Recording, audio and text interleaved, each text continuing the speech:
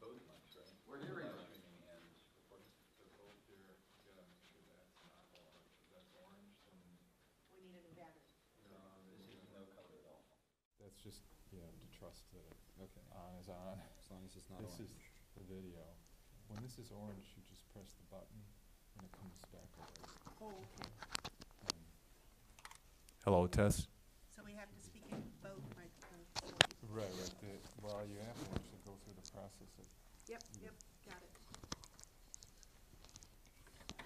So sound check, Yeah, obviously, the you guys machine, can hear we me? need to put those on. Can you comfortably hear me? Excellent. So I don't even have to No, talk at Damien you can level. push it, you can My normal Damien level would be to cast across the room here, but you can walk around. they might be louder than everybody wants, so I apologize and then I'll get soft. So maybe, do you want more sound check or not?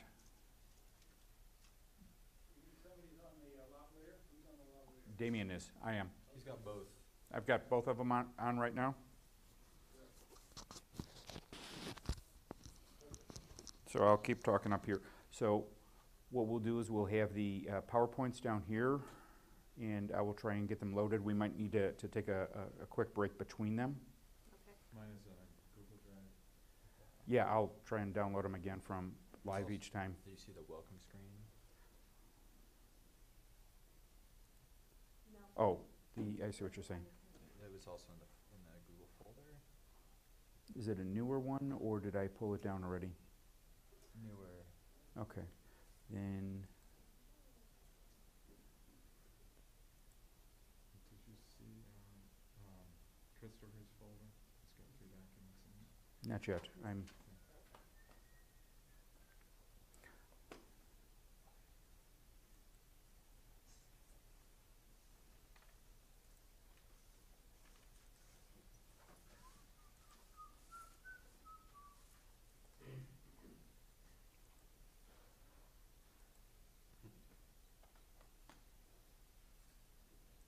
See if I can kill a few things here to make it a little bit easier. If you could have the curriculum folder as one of the picks, right? The intro screen, that's the one. I was looking for welcome, like under Yeah. W, but it's under C. Sorry. That's what this. Forgot what I called it. Let's see here. You just want to download it, right? Yeah.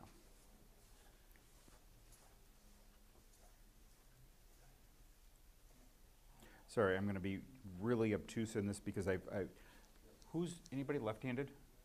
Yeah, no such luck. All right. I'm left-handed, so this is working backwards for me, so I'm going to be slower on this than normal. So, especially when I have to.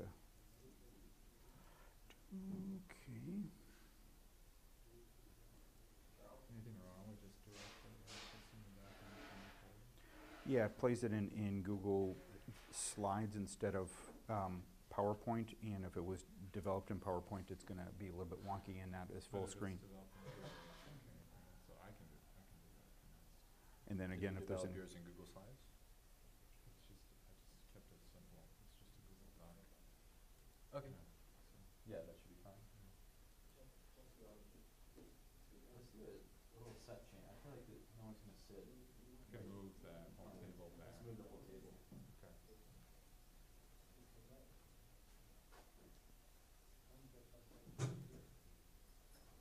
We need somebody who want to share the room.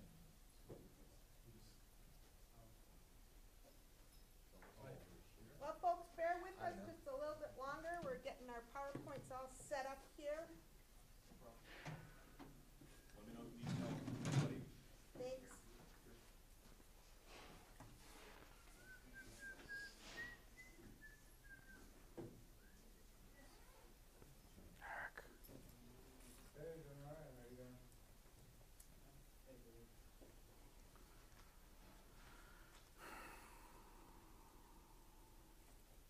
why is this not?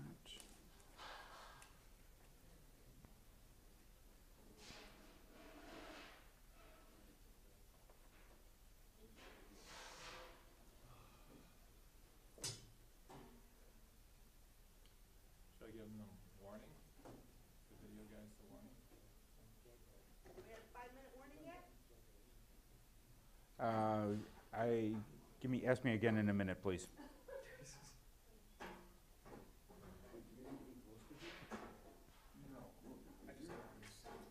Well, we're both kind of technical. We might be, we would like, even if I can just sit over there. Okay, excellent. Okay. Well, what we can do, how about we shift the whole table thingy to the rear and start some of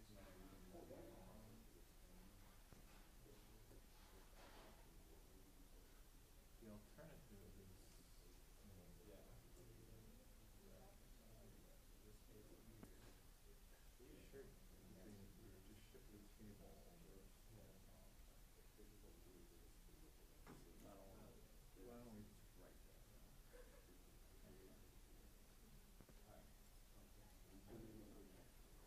Well, why don't you just move that and just text that out? Well, that's fine.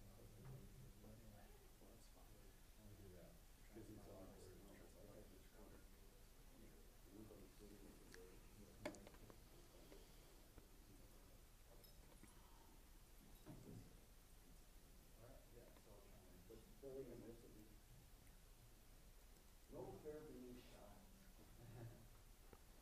Hey everyone, I'm Dave, and we're about to start momentarily, thanks to your patience. So while we are getting the finishing touches here on the tech setup, we'd like to kindly encourage people to move up in the room.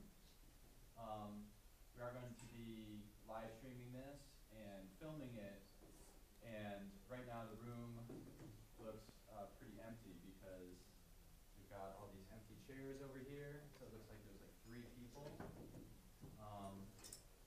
And we want to show people that we have more than 3 people.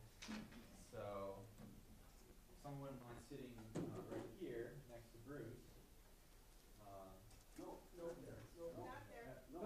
there's good, right? No, he's gotta see the picture. This is why this is up. Hey. Let's remove this chair totally.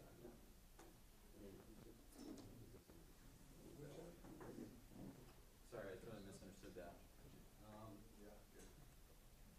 Okay, yeah, and if someone would mind also, we want someone to sit here, or maybe a little to the right.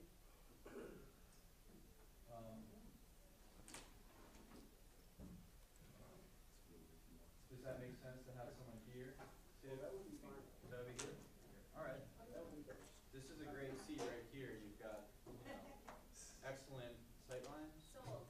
Okay. Sold. All right. Oh, yeah, that is totally fine. I think we're pretty good at this point. Yeah, maybe like one person next to Josh. We learn a lot sitting next to Josh. But yeah, I think that's pretty good.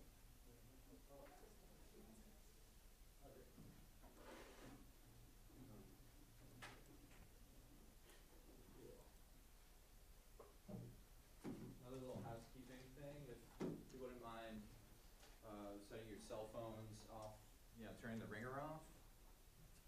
Because, again, that can kind of interrupt the flow. How we doing? We're getting there. Okay.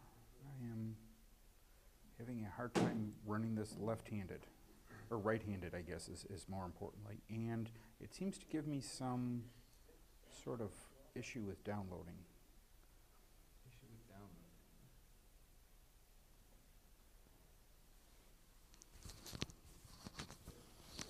Is this on Wi-Fi? Yeah. Can we get it on here?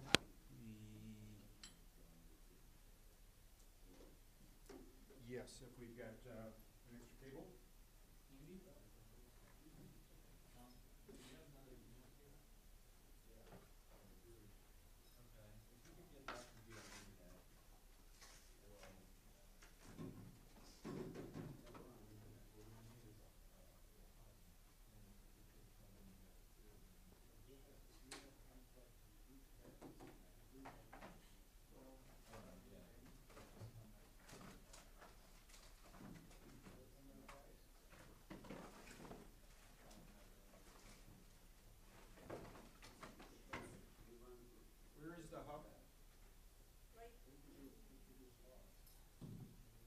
not sure if I've got a long enough cable for that. We don't have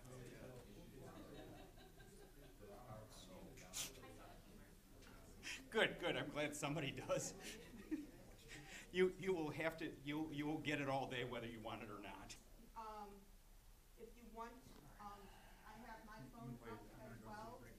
If you've got a pen, if you're looking for Dotsa's phone, and it's all lowercase, J8, N2, TN, UP8A C4G.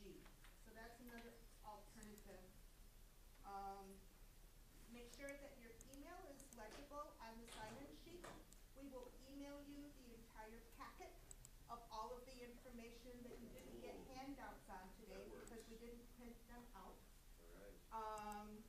And help yourself to bagels and coffee, and lunch will be maybe not at 1:50. I'm really not sure how the schedule is going to change up. We are a half hour late, so we've already missed some timing things there. But we were planning on like a 10 to 2 sort of break, and a 3:20 sort of break, and a 5:55 break to refresh ourselves, go to the bathroom, eat food, but certainly get up and do what you need to do as we move through the day. Oh, and Dave already said, mute your phones. That would be good. And actually, that's all I have to say until I do a smaller welcome. Yes? That'll be when we're, yeah. Filler, well, we could do that, I suppose. Yeah. Why don't we do that now? We're still, trying to get this internet in good working order. So, I don't know, Tomas?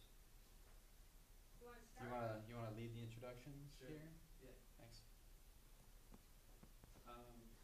Let's see, I don't know if we're kind of in if folks want to orient circle fashion somewhat, or just turn your chairs, I don't know, so you can see people as they're I think- introducing, whatever you like. Yeah, let's just keep people where they're sitting. Yeah, okay, cool, so, welcome, it's wonderful to see everyone's face here, a lot of good potential candidates in the room. My name's Tomas, Ward, I also go by Tom, Thomas, Tommy, any of the above is, you're welcome to call me. Oh, microphones, yeah, we talked about this, the 2 microphones taped together last week. This is pretty cool. They look tight. So, yeah, I'm Tomas Ward. I am a member of the Greater Milwaukee Green Party. I'm also a liaison between the local chapter and the state coordinating committee. So we've been planning this event for a while, and I'm personally interested in seeing public wealth spent for legitimate public amenities. That's my core political cause. So I think we have abundant wealth in our society, and that spending money on things like the Foxconn scam and the Milwaukee Bucks stadium is to the detriment of our own individual priorities. So yeah, I'd love to talk with everyone throughout the day about political networking, and I'll leave it at that. Thanks.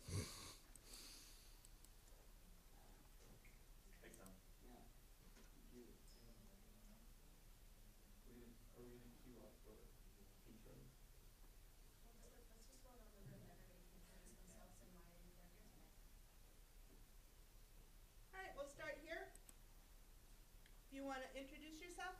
You don't need to get up, just introduce yourself, turn around and say, hey.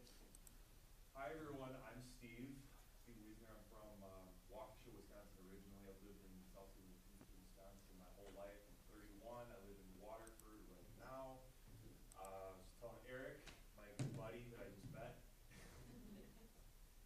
that I just started my own business online, kicking that off. So I'm very excited to be here today.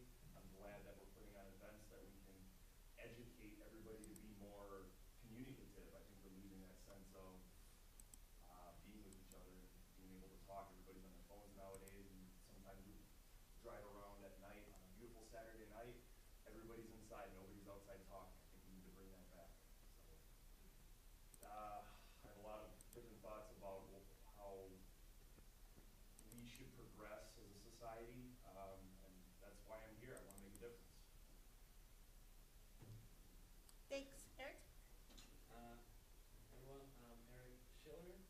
I'm from town here. Yeah, I do work with a friend of mine who's Flick Blade in Madison. Was here to learn a bit more about networking, that sort of thing, to move into our own shop as advocates for this city in particular. Great.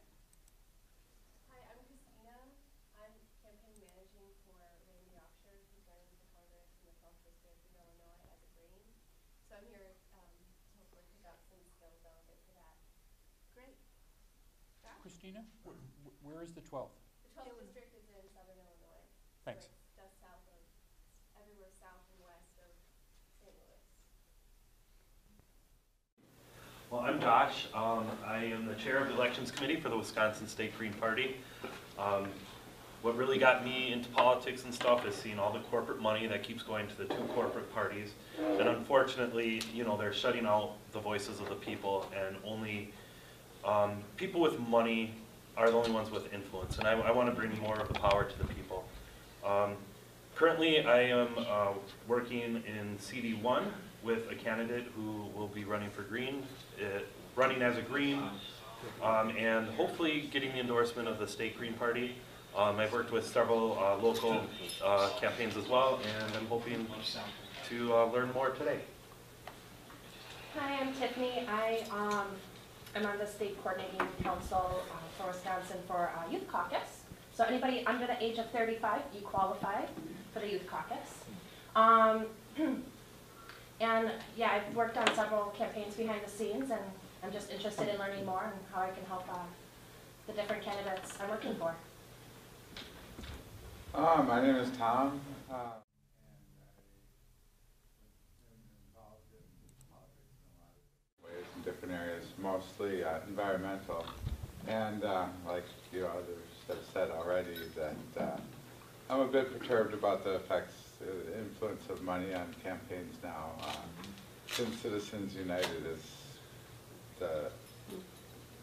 it seems like every office has a price tag that's over and above whatever we the people can afford. It's kind of shocking how much of our politics is being run right now by billionaires. And I think we need to get politics back in the hands of people that in the affordable arena, and have people looking at priorities. Still same deal here? No, we got much more progress. Apparently, the access was different accounts. You guys didn't give me access to recount. Oh. So, but no, you downloaded everything, or just one? And I'm also a founding member of the Green Party in Wisconsin from the 80s. So There might have been some in internal folders. I put it in a campaign school folder, so Sorry for having so much on there, but it's alright. Campaign school.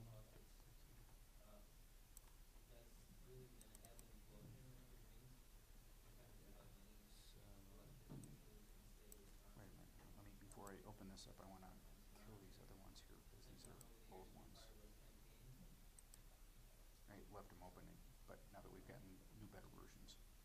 And I'm Debbie Metke, and I'm sure I agree with everything everybody here wants to say. I'm very upset about the way the environment is going. If any of you are Unitarians, I'm the one that brought Guy McPherson here this last summer, and he thinks we're all going to be extinct in about a decade. So I thought if anything's going to shake up people to work on the environment, bringing this guy here will do it. And just last Sunday, somebody came up to me, somebody who I respect, and said, you know, you should really run for politics. And I thought, oh, you know, and at least I could be supporting other good politicians more. So anyway, that was coincidental that I found out about this. And I met Jill Stein up in Minneapolis at the Democracy Convention last August, I guess it was, and so impressive, you know. So I'm proud to be with you all. Oh. Hi, I'm Barbara. You all met me at the registration desk. I am one of the co-chairs of the Greater Milwaukee Green Party. If any of you know any students at UWM, I just opened up a UWM Green Party for students. We're official now, so we can operate on campus and that kind of stuff. I've been with the Green Party for many years. I've only been involved in the Wisconsin Green Party for a few years since I moved up from Illinois. But I helped Jill Stein with her campaigns in Illinois for the last couple elections and a couple of the state elections as well. I helped get those individuals on the ballot too. So I've been in the game for a little while, but we can always learn more. John? What? We're introducing ourselves. Oh. And why we're here?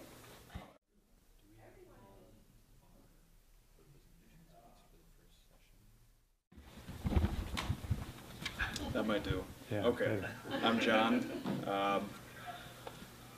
Just volunteering, trying to help out, get a different kind of force moving in the country, in the state. So, doing what I can. Thanks. All right. Hi, I'm Cameron McKay. I just graduated from UWM. I'm 22. I don't know, I just really, I like to communicate with people. I studied foreign language in school, so I just really want to bring people together and help people understand each other, and wanted to see what this was about, so it's my first time, and Green Party, I was interested in them in the political, and so I voted Green, and so I'm here. Great. Hi, my name is Brittany. I'm 21. I'm currently a sophomore in college, and I'm just here to kind of learn, same thing, see what you guys are really about, and yeah. Cool. I'm Dave Schwab. I'm one of the co-chairs of the Wisconsin Green Party. And Yeah, I'm just here to learn, basically. I guess I also have to present. some stuff. So my name is Datsa. I am the other co-chair of the Wisconsin Green Party, and Dave and I drove over from Madison this morning. A beautiful sunny day. Glad to be here with you all, and we'll be getting started pretty soon. I too will be presenting, but I may also have to work a little bit on other stuff today. Sorry, I won't be too engaged, but I hope that people have questions and get engaged and as we move through. My name is Jacob Straley. I'm from Grand Rapids, Michigan. I will be running for state representative in the 75th district, which is all inside Grand Rapids. We literally just started our campaign last week, so this campaign school happened at the perfect time for us. And then I'm also the acting co-chair of our local county party right now. I'm Faraz. I live 20 minutes north in Bayside area. Recently graduated from UWM. Originally I was studying like business and was kind of pursuing finance, stuff like that, but then I kind of got swept up in all the 2016 stuff. Particularly really attached myself to the movement that Bernie Sanders created. So, and more to the point, I feel like politics is a thing that keeps me up at night, so that's why I definitely wanted to switch gears and pursue something closer to my passion. So that's why I'm here. Bruce? I'm Bruce. I've been at this a very long time. In 1969, inspired by our chemistry teacher at Milwaukee Area Technical College, I was part of a group called Students Active for Environment, SAFE. And it's been going on ever since. Peace marches in Washington and Vietnam War. I helped start the original Milwaukee Greens in 1987, and I've been pretty much active in the Greens for the entire time since. Sorry, it's not a little, it's a lot wonky. Went back to school. I can turn this off if you want, but right now I just have it driving I'm towards this. currently representative for the National Committee in the United States. And I've run for office 3 times, once successfully. I can have all the screens. Election for student body No, I can president only have of Whitewater. 2 of them. It was, I thought I could do all 3, but I And can't. I've run for state assembly in my So I can turn this off altogether. Yeah, we definitely want our presentations to be, our slideshows to get there. Yes. 5% of the vote. This is just an extra monitor right now. Right now, what I can do is leave this on here the whole time. I think I'm going to run again As kind of a side thing. next What's the purpose of December that? because in this last election, I had other purposes. but none this of is the aldermen were opposed. Wow. Just to basically have this intro They're screen trying to the turn whole us time. on Milwaukee to Oh, Brookfield, I see. to, Okay. So then that's easy to access. really good farm. Okay. Chiron. Can we also get it over there? I mean, it's some of the best farmland in Wisconsin around Milwaukee in terms of Obviously, right off the soil, bat. chemistry, and stuff like that. If you can accept skipping 30 that, years ago, leave I it here, attended and then we can just kind of move to the campaign next. training put on by a guy named Murray Fischel, who at the time was the only, And you can do this. ran the only graduate program for campaign managers at Penn State University. And now we're there. So,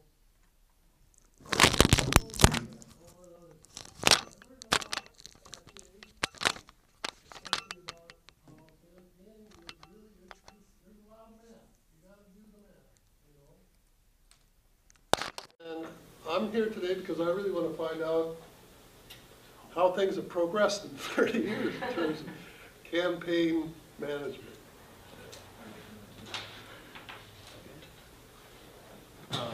So I'm Tom, and I'm all wrapped up in the logistics of this, and have had fun working on the planning. Been involved with the Green Party for a number of years now.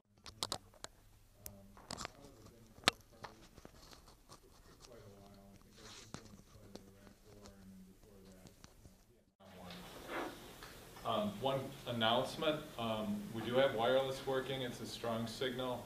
It's a new SSID, WIGP, same password. Great, thanks. All right, Dave? Okay, I am 99% of the way there. Does this one clip on or what? Yeah, how does this one clip on? It will clip on shortly. Okay. Did we lose the? And the green light is on. Good. That's on too. Good. Okay. Take this back. Oh. Yeah. Do what you need. Okay.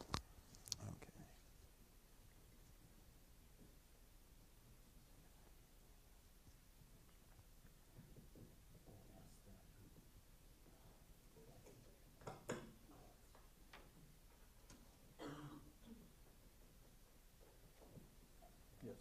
Video guys don't like that. We'll move it.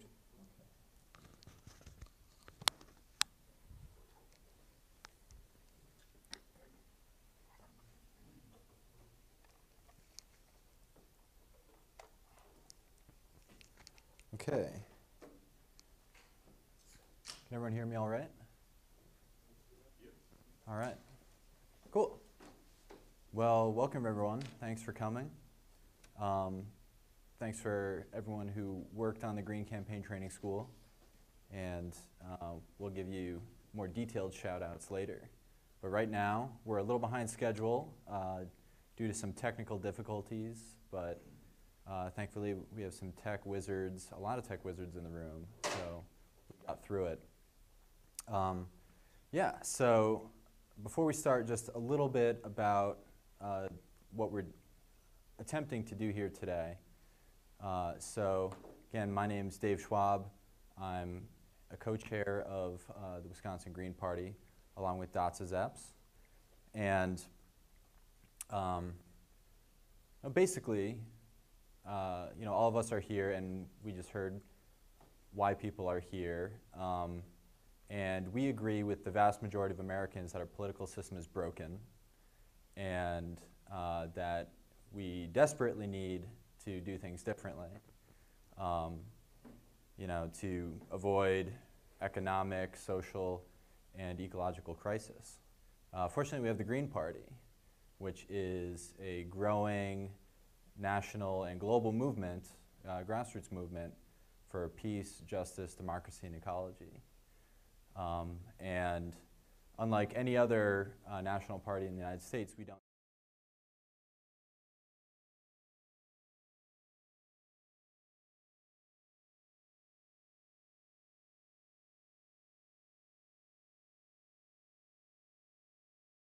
We're the oldest modern democracy in the world, yada, yada, yada. And yet, you look at the people who are elected, and it's a millionaires club. It's fast becoming a billionaires club. You look at the income inequality in the United States, and it's, the graph is like a hockey stick, where now the wealthiest 1% basically own more than the bottom 90%. And that's globally as well. We all know the system is unsustainable in every sense of the word. So how does that bring us here today? Well, even though we supposedly live in this great democracy, there's a huge disconnect between regular people and politics in this country. And a big part of it is that the establishment political parties, they are very hierarchical, and they play an inside game where basically and train to be lifelong career politicians, and everyone else gets the door slammed on them, as we saw pretty graphically in the 2016.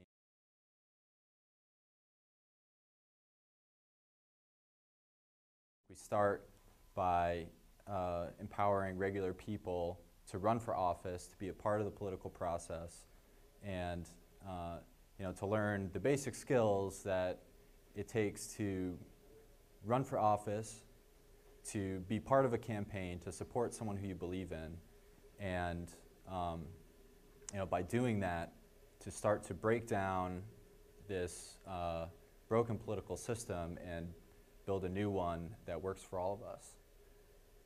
So that in a nutshell is why we're here today and why we're putting on the Green Campaign Training School.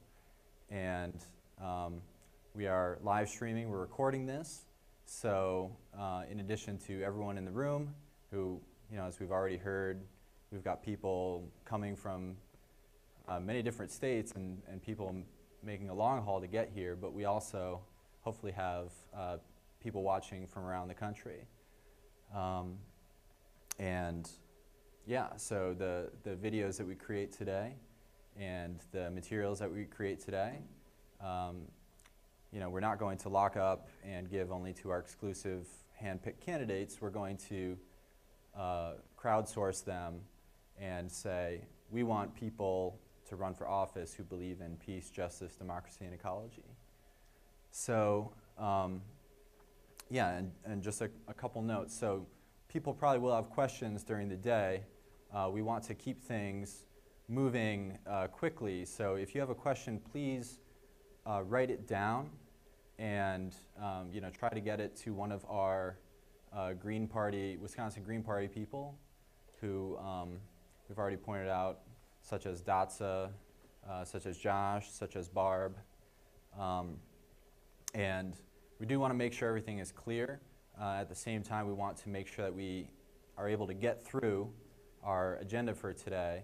And the quicker we get through it, the more time we'll have for questions and answers at the end. Does that make sense to everyone? Cool. All right. So, and let's see. Not seeing Damien right now. Hopefully I can navigate this machine, even though I started boycotting Microsoft back when Microsoft was the evil one. Now pretty much all tech companies are evil, but it still means that I'm not the greatest at using Windows computers. So if anyone knows what is going on here, or knows where Damien went, that would be great.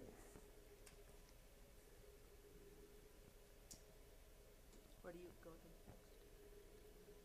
next? There's no next. There's no next. Let's try escape. Yep. There we go. All right. All right. Awesome. Cool. So the first thing we're going to talk about is what we call the campaign keys, which are motivation, participation, and teamwork.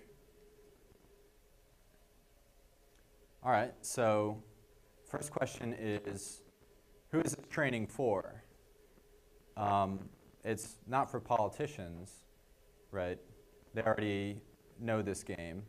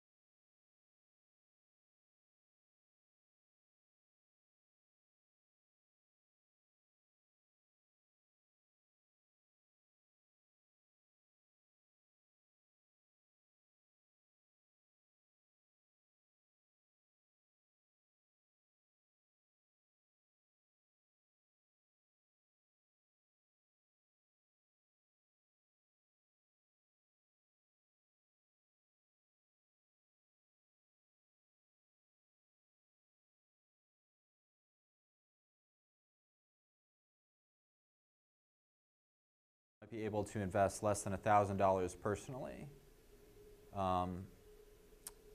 Probably have been involved in one or more elections previously in some role, supporting a candidate, maybe volunteered.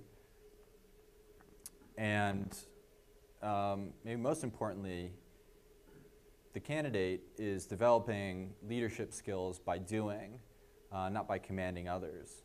So I think there's kind of this confusion about the concept of leadership, that people are born leaders, or that you're a leader because you can make other people do what you tell them to do. Whereas we're saying you develop leadership skills by doing things and leading by example. So if you're not the perfect candidate, if you're not what you think of as the ideal candidate from watching The West Wing, that's fine. That's why we're doing this. This is Any of those links, and we can talk about getting the endorsement papers out to you. Thank you, guys.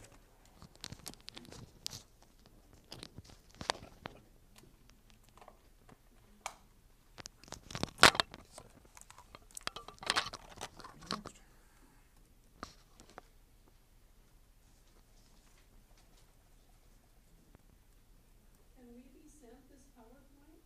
Yes, everything will be sent to you. That's why you need your email nice and neat so that we can get it out to you. And it will also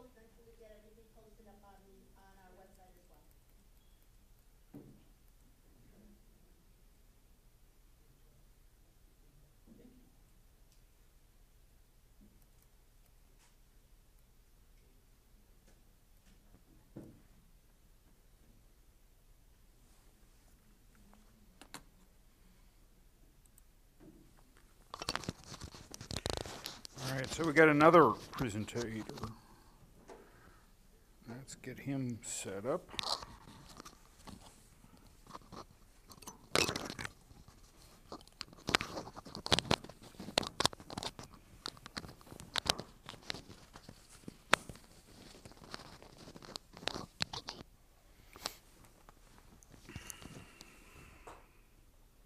Just in case I move.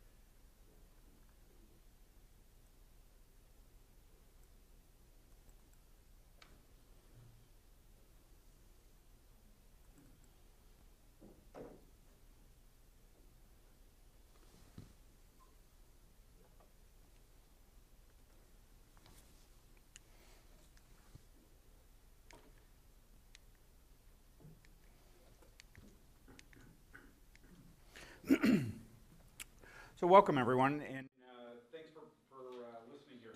What I wanted to go over in this topic was how to determine what your win number is. Does anybody know what the win number is? So everybody's raising their hands, not.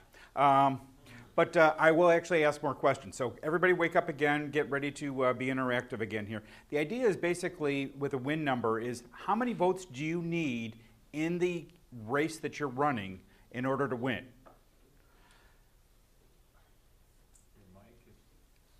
Am I no longer miking? So can you guys hear me now? I'm still the same, but okay, so there's two audiences here. One is you guys here in the room here, and thanks for giving me the feedback that you guys can hear me. And then I'm waiting to see if you guys can hear me on the other side here. Are you the dangly mic or are you the firm mic? No, it's okay. We're good. Okay. So the idea is all you need is one more vote than your competitor. So it's in a lot of ways it's kind of simple math here. We're just taking a look at how many votes do we expect to have cast in your race, and figure out half of that in order to figure out how you win. We're going to do a little guessing along the way there, and that is based on the last 3 races, how many people actually voted, and then we'll figure out of the percentage of those that were eligible to vote. We always see those numbers in all the different pieces there. And then we have to then take a look at how many people are eligible to vote right now in your upcoming election, because that's some of the things that we can actually, we can change that number, right? I mean, if there's only 100 people in your subdivision that are registered to vote, the easy thing to do is go knocking on doors and say, would you like to register to vote? And let's get them to be 150. Oh, and by the way, while you're talking to them, you might be more inclined to vote for you over them. Because the problem is you don't want them to be getting more votes. So, too much math, found a simple solution for it. Let's go to Camp Wellstone. So, is anybody familiar with Wellstone yet? Excellent.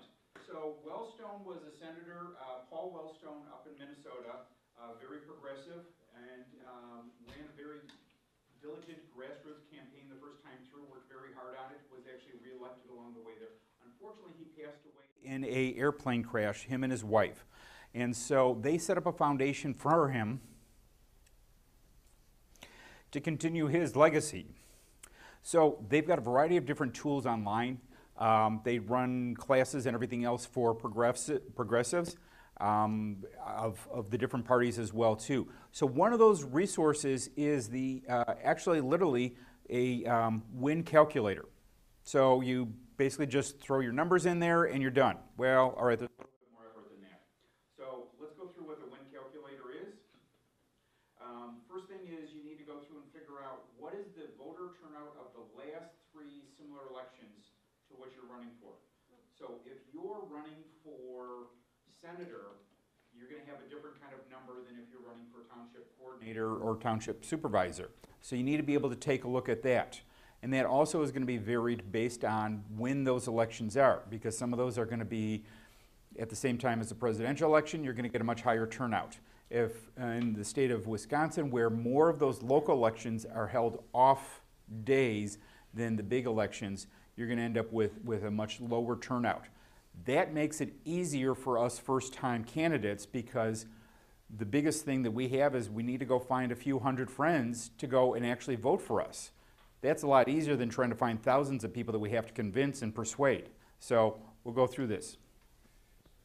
It's coming in and out. I don't know why. It's like you use the connect like a connector loads or something. Just check the code. I apologize. We're trying to figure out why I'm no longer being able to be heard through the live stream here. So do we have anything in particular that you're hearing? It's working again now. You're saying it's good in the back there. Okay.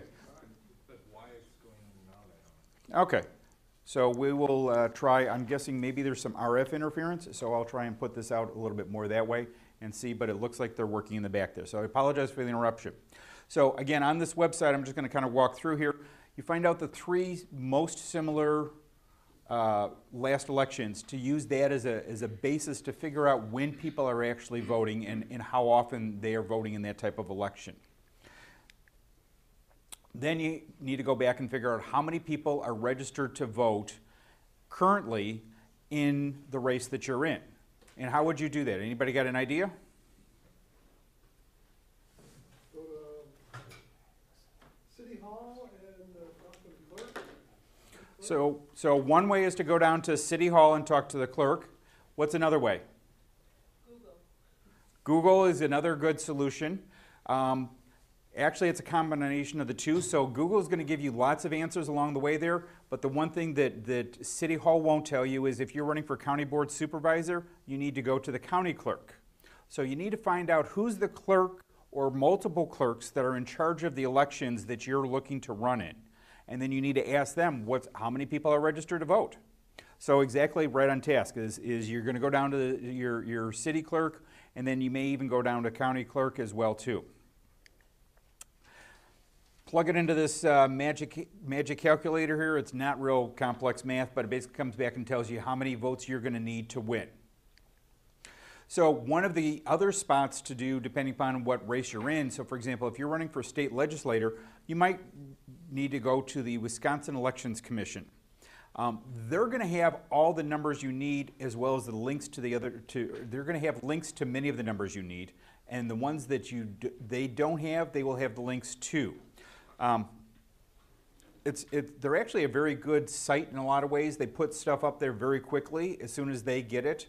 They leave it archived up there for a long time. Some other states, other than Wisconsin, tend to strip their stuff down, but they'll leave it up there. They tend to put it up in a fairly accessible format, whether it's a PDF or a CSV, a comma separated value files. So you can do a lot of magic with it. But part of it is because the state regulations in Wisconsin force them to have the municipal clerks report within 2 hours of the polls closing.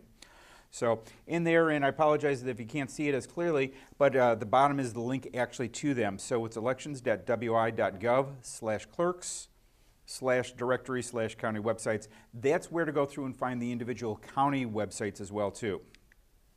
So you can go through there. One of the things that I would recommend is when you guys are starting your campaign, bookmark this site. You're going to be back and forth to it quite often because you're going to be looking and doing a lot of analysis. The key here is the more you do work up front, the easier it is to settle some of those questions and move on from there. One of the key things that you're going to want to do is take a look at things at a ward level. In other states, that might be called a precinct level. And even in some of the areas in Wisconsin, they'll have precincts that parallel to wards as well too. But basically, it's a small division where people are responsible for a given area. You may have a given voting center that has multiple wards voting in that same center. So for example, in my town, there's I think 4 wards typically when we are casting your votes. So you have to go stand in the line over here if you're in Ward 3, and standing over in the back corner over there, and Susie and Joe check you in over there. But it's all the same fire station in my particular case. But that helps segment out, and we'll point out why looking at things at a ward level, or basically as small a chunk as possible, is what's important. So again, to find the county clerks, here's the link for it. For example, I went from this clerk's directory and went over and took a look at Sauk County. That's where Baraboo, where the Ringland Brothers used to be. So went through there. They've got posted on there, and here's some of the screenshots. Wow, this is really washed out there. Sorry, guys, but basically you've got they just post the results that they run out of their magic machines. All right, not so magic. Don't get me started there. But they run it out of their machines, and that's the best we know as to what was voted. Key thing is up in the corner there, it says 25% voter turnout. So that's one of the key answers that we were looking for up front here. I want to point out something else here, and Josh kind of alluded to this on one of the races that he was referring to. So county supervisor for District 20, how many votes did it take to win that? 20. That's the second one on this list here. So that particular one had 426 votes cast total. So your winning number would have been 214. Oh, sorry. But yeah, our candidate was 20 votes away from advancing. From winning. I'm sorry. Yeah, so the example of when he won on the last on this one. In this particular race that I'm using in this example here, all you needed 214 votes in order to have won. Now, how many of you guys have more than 200 names and phone numbers in your pocket right now? And I'm referring to your cell phone. How many of you have more than 200 names in your Facebook friends? Do you think that makes you eligible to possibly win an election or two here? I mean, that's, in a lot of ways, that's, quote, how easy it is. You've already got your friends out there. Now, granted, your Facebook friends may not all be in the same district, but I'm trying to make the point. You don't have to go through and know thousands and thousands and thousands and thousands of people. You just need to know your neighbors. And, you know, as when we were introducing ourselves, I heard so many of you say, I want to actually talk to real people. I want to get to know people. I want to actually have real conversations. That's what candidate lets you be. It gives you the perfect excuse to go talk to all your neighbors. So what?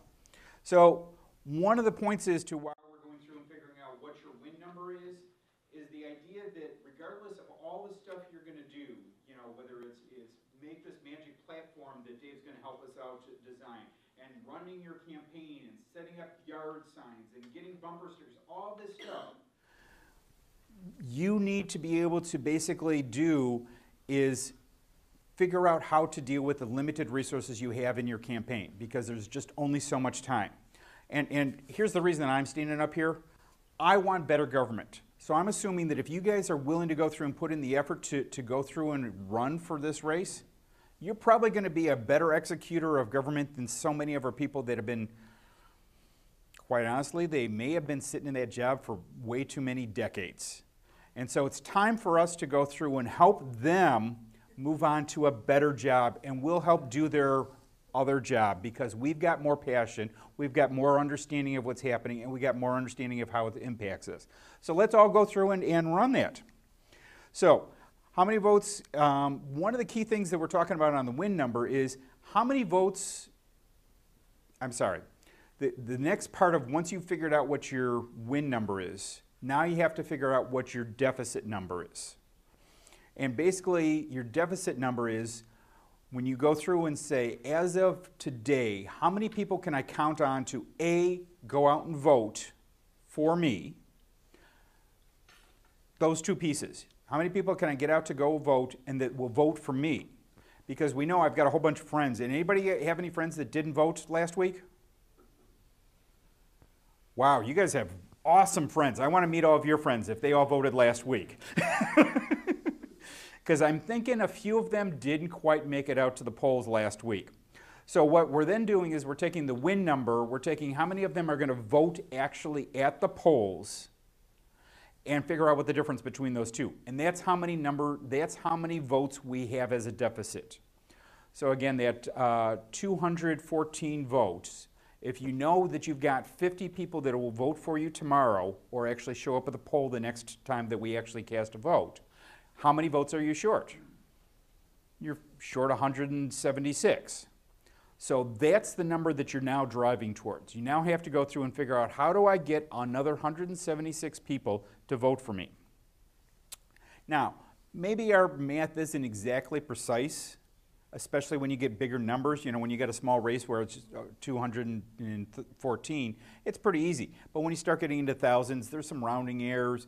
We might get a few people that register at the last minute. We might not have the perfect voting system where all of our votes are counted, da-da-da-da-da-da. So one of the things we want to do is let's add a few numbers. Let's say instead of just 176 to win as our deficit number, let's make it, say, 225. So we'll round it up a little bit and say that's the number that we're setting as our goal for the rest of the day. So again, the vote deficit number is how many votes can I count on today to actually not only say they will vote for you, but actually go out and make the actions to do it. We're going to go through and break it down.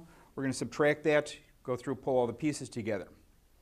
Now, one of the things is so what? Not only do you need to go through and know that because you're being very clear in your goals, you're setting up very smart goals, specific, measurable, actionable, realistic, and timely. But this is the way to go through and attract volunteers. This is the way to go through and attract donors. This is the way to go attract your fierce advocates, because we need to find people that are going to help us, because going through and getting all those votes individually, it's a lot of hard work and demoralizing at times, because sometimes people don't like us. We all know that. That's part of life. But if we've got a team of us, then it's a lot more fun. And there's a lot of other people, and we're also helping other people understand how to do this and be more successful to run the next time. So not only are we helping ourselves, but we're empowering others to take participation in our government. So the more you can get clear on this, the easier it is to communicate, so that when Tom shows up and is going to come volunteer Tuesday afternoon at 3 o'clock and he goes, I just got 2 hours. What can I do? Well, let me explain. I've got a 225 deficit vote. Can you go out and knock on these 50 doors? Oh, I can't do 50 doors, but I only got 250 votes. If you can help me do that, that will really move the needle. Oh, wait a minute. Now that's something concrete. So every time you can get real specific numbers, people get more excited about it. If you just sit there and say, I need you to go knock on a bunch of doors, it's not going to do any good, and everybody gets demoralized. So the more you can get specific, the more you're going to get action. When you go and call a fundraiser and you say, you know, I need you to donate money. Well, how much do you need? As much as you can donate. I got $5. Now, if you sit there and say, you know, if I can meet my quota, and you guys certainly have gotten these emails, if I can meet my quota today because I have a specific goal that if I can get $1,000 a week, or $100 or whatever the number is, per week, I will stay on task. That will give me the ability to meet my plan. Oh, well, how much are you short? Well, I'm short $25. Yeah, I'll come up with $25. You just got a 5 times increase in the donation. And more than likely, you've made a good advocate out of them. Oh, he's got his plan together. He's on top of it. He's got this figured out. So knowing your vote deficit number is the key to being able to communicate clearly and concisely, not like this presentation, but clearly and concisely that you know what you're talking about and you've got a clear plan and that you're going to execute it effectively. Because that's also what they're looking for and who they want to hire for the office you're seeking. Because that's really what it is. It's a job interview. You're just doing job interview after job interview after job interview. Anybody been on a job interview lately? Wow, you guys are all lucky. Okay, so You've got the win number. You've got some more research to go through. Take a look at it. We figured out the deficit number. There's actually another tool once you go through and figure this out over on, again, wellstone.org. Goes through and tells you exactly what you need to be doing here. So what? What is the most precious resource of your campaign? Any ideas?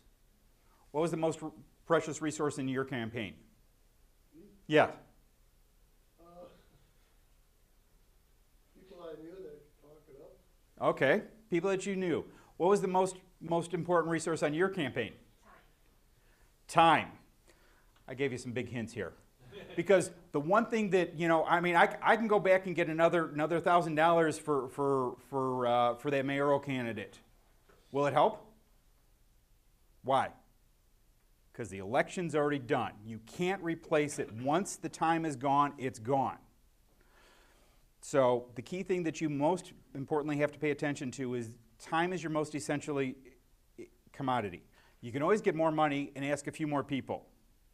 You can always ask a few more people to help out with a campaign. You can certainly get more ideas.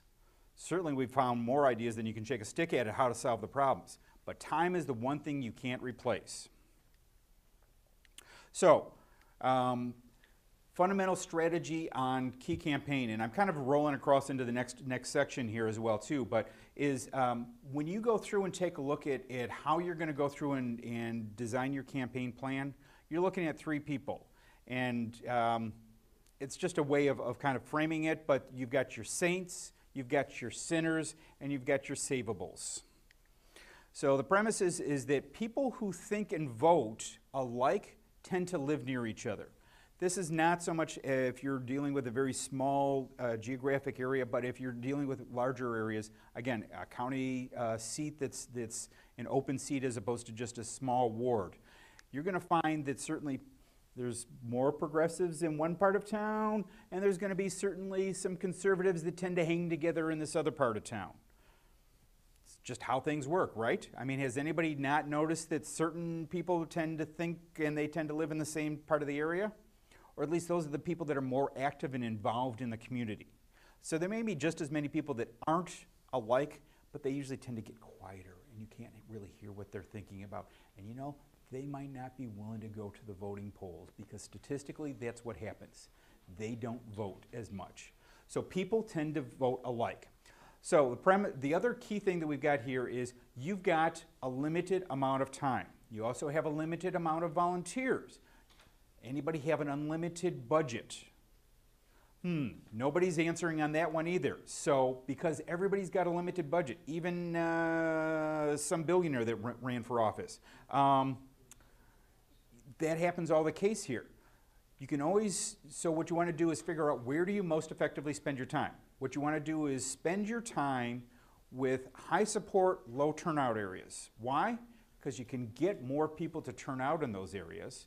And then you want to take a look at some other areas. Your second most valuable time spot is to take a look at swing areas. People that are not staunch advocates for you or staunch advocates for them. They're kind of swinging in the middle because those are convertibles. Those are savables. So you kind of grid it out is one of the tools that you can do. So you've got low opportunities if you've got high support and they're all voting for you. Why? Because they're already voting for you. If you go knock on the doors and talk to them 10 times, are you going to get more votes? Yeah. Is it going to be significant? Probably not. If you go to a place that has high support but low turnout and you say, look, if you really get engaged with me and you understand that I'm really passionate about this, can you get them to the polls? Much more likely, because they were kind of waffling to begin with. You might even be able to get some of them to actually register as well too. So what you're looking to do is kind of work this whole strategy here. So this grid is the fundamental strategy for campaigning here. And again, if you've got low support, they're all voting for them. Well, do you want to wake them up and tell them to go vote? Truth be told, not. Let them go get those people to get them out to the polls, because you'd rather them stay home that day. So if they're staying home, you want your people to go out and actually vote. Again, there's 2 key dynamics that we're constantly having in play. how much they support you right off the bat before they even know more about you, and how likely they are to get off their couch and go vote on election day. Because those are the two biggest factors that actually come into play here. Now, you can't totally ignore the people that support you to begin with, because they may just turn on you. I don't know if anybody remembers any candidates recently that might have been guilty of that in this particular state, but I remember some lady who I think was accused of not stopping by often enough in this state. That might have had something to do with her losing the entire race. So you can't totally ignore them, but on the other hand, there was a lot of solid strategy to what she didn't do, which is to say she spent more time trying to convert voters that hadn't decided. So what you want to do is, again, talk to people that haven't decided or haven't decided to go and vote, because those are the two aspects. So one of the things is you go through and you get a look at the maps. And again, you can go back and take a look at the different maps. And what this chart's saying here is the different pretty colors are basically trying to say that not everybody votes at the same rate. So this is a real live map, and one is down below 10% and the top is over 30%. In other words, literally a 3 to 5 time fold increase in how much a given area is voting. Again, you couple that with how likely they are to vote for you, then that's where you figure out where to put your resources. You need to kind of also balance it with one other dimension, which is how dense is an area. So if you're out in the rural county and you can go visit 5 houses an hour, you have to kind of balance that against a apartment complex where you can go visit 50 units an hour. So there's kind of that balance. And what you're trying to do is literally work the math to sit there and say, how many voters can I persuade to vote for me and get out and get off the couch? So that's what we're doing here. So again, you've got the Saints. Those are the ones that are going to come out and vote for you regardless. You don't want to focus much time on them because they're going to come out and vote for you regardless. You don't want to necessarily go focus on the people that are never going to vote for you, because no matter how much you work, you're just not going to convince them. There's a whole lot of people. The trick, what you want to do is find those that are savable. Those that if you actually reach out to them, explain your position, help contrast it to their position, has a greater likelihood of them coming out and voting for you. So you've got all sorts of different pieces and data to this. Unfortunately, it takes some work, so you're kind of looking at going in and doing that. Again, that's where the WEC site is. That's where calling your city clerk and your county clerks and getting as much data as possible. And what you're looking to do is try and correlate. Now, the best indicator of how much people are going to actually vote for you is to actually go through and take a look at similar races in the past. That may be a referendum type issue.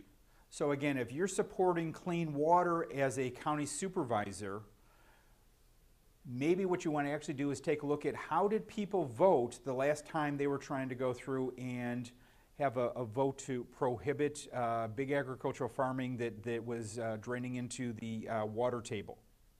Or another progressive that was running for a similar type position. Or maybe another progressive that was running in a position that covered that same area. So that you're trying to kind of build a correlation and say, people tend to vote for my 3 key issues. Again, that kind of goes back to why you're running. You want to line up with those key issues to then figure out where they line up with you. And say, ooh, these people seem to be my people as opposed to their people. Sorry for it being an us versus them, but that is what a candidacy is. That is what a campaign is about. It is about trying to get people to vote for you over somebody else. So 3 ways to eliminate the deficit. One is, of course, you can persuade more people to vote for you.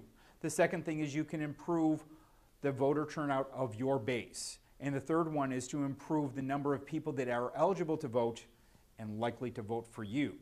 So basically build the number of people that are eligible, because if only 25% are going to vote, but you can increase the number of people that are registered, you're going to be better off, right? So kind of work the 3 dimensions there. So what you're looking for is where are there areas, and this is somewhat on a timeline. So we've got an election coming up in the fall.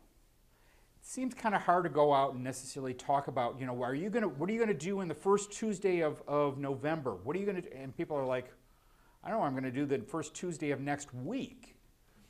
But what you can get them excited and active about now is, when are you going to go and register to vote? Because that's something they can do now. And now you can talk about the positivity of that and getting involved and saying, you know, you can help change what you didn't like about the last election or 42. That's your way of increasing the voter base. Now, would you do it in a neighborhood that's tends to vote against your types of issues? Not real smart, but if you have an area that's, again, aligns with your types of issues, that's the place to go. So focus your areas where you can go through and make the biggest change. Track what you're doing. So if you go talk to 50 people, you want to be able to track that. If 5 of them say, you know, I'm really interested, I'm going to vote for you. Do you want to just ignore that? You need to track that. So part of the tools that we're going to talk to about later is how do you track those people and make sure, because one of the parts that's the reality of this is we've got thousands of messages coming at us a week. I believe it's like 1,200 messages a day that we see. You've got all the boxes sitting over here on the cabinet here. You've got messages over on the backs of the books. You've got it on the boxes here. We're inundated. There's probably a logo here and a logo there. So we're getting so many messages coming at us all the time. One contact with a voter, even if you have this great conversation for 3 hours, more than likely they're going to forget about you, because they're going to get inundated by 42 commercials that night on TV. So what you want to do is plug in and figure out, oh, I had this great conversation. Hopefully it was a real quick one, so that you can come back and say, I'm going to call them back in another month. And say, remember me? We had this great conversation, and you said you wanted to vote for me. I'm just reminding you to vote for me. You do that 5 to 8 times, and you're going to significantly increase your percentage of votes. So you need to be able to go through and track that, because you can't just do that shotgun, because there's just too many people to go through that you're trying to run against. So what you do is you build your plan, break it down week by week, break it down day by day, and follow your plan. That's a little bit about determining your win number. And let me see what the next topic is here. I think Campaign strategies. thank you.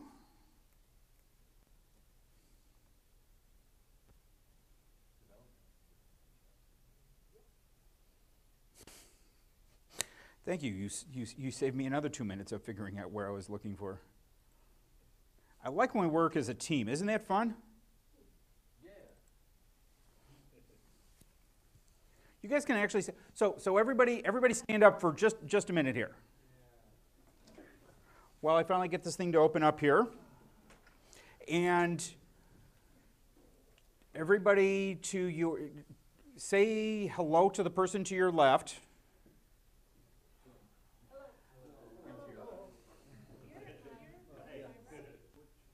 And to the person to your right, tell them what's the first thing that you learned today.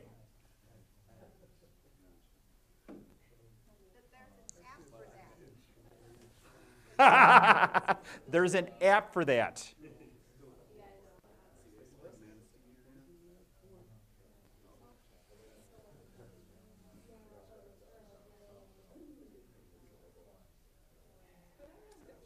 Sure, go ahead. Is there somebody at I don't know, the Wisconsin Green Party board that could help us even determine what we would want to run for? So the question was, just in case you couldn't all hear, is, you know, there's, and let me add a little bit of editorial around it, but what I heard her say is, you know, I see there's a whole lot of races on that ballot the last time I voted. How do I know which one I should go after?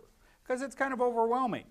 So is there a resource, and maybe the Wisconsin Green Party might be that resource, that could help us out, figure out what should I best run for? And so there was the question. I heard Dotze has a great answer for us. Yes. Well, basically, you know, you can always email info@wisconsingreenparty.org and ask that same question. And one of the people who monitor that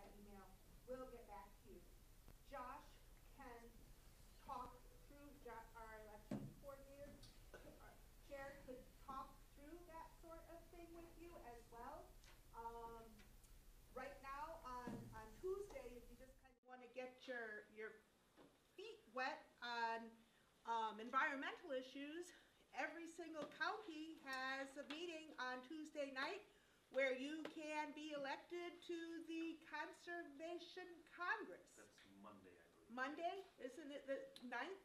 Barb also said Monday. Is it Monday? Ninth is Monday. The 9th is Monday. Monday, the 9th. Okay, and there we have a link up on our website and on our Facebook. You know, so if that was something that you wanted to go do, you know, it's really easy. Self-nominate, and then you're there. But yeah, some of these other races, you know, you need to run where you live, unless you're planning on moving. But all of the things that are open are certainly worth looking at. And can they also tell us what that position would entail? Like if there's pay or how many hours a week or what Well, you a lot have of, to do? maybe not specifically, but could help you find that information. It's all on the county or the city's website. And I'd just like to add, I think the Campaign Ally program, which we'll be talking about later, would be a great opportunity. If you're just interested in running, but you're not quite sure, I think that's a great time to like join with someone like a Campaign Ally, have a conversation and talk about, hey, let's figure out what our options are. These are my interests. Like I'm really interested in environmental issues. Maybe the Conservation Congress would be it. Or perhaps you're interested in education issues. Maybe it's school board. You know, and I think an important thing too, I mean, no matter what it is, it's gonna take research, you know. We're gonna try and find, hey, you know, let's see where we can win, let's see where their progressives are. You know, maybe you're in a good school district to elect a good progressive, so we'll look at that, and I think that's a great opportunity for our ally really to be someone that can assist you with that. And you guys can pretty much tell us where you really want a green candidate, I would think. Well, we want a green candidate everywhere. Yeah, that's true. But I mean, there are some places where it's more realistic. Some places it's maybe our goal is going to be more to educate people. Some places, you know, maybe it is a realistic expectation to win this race. Greens do awesome in local elections. We really do. And, you know, I think it's very realistic to look at a lot of those.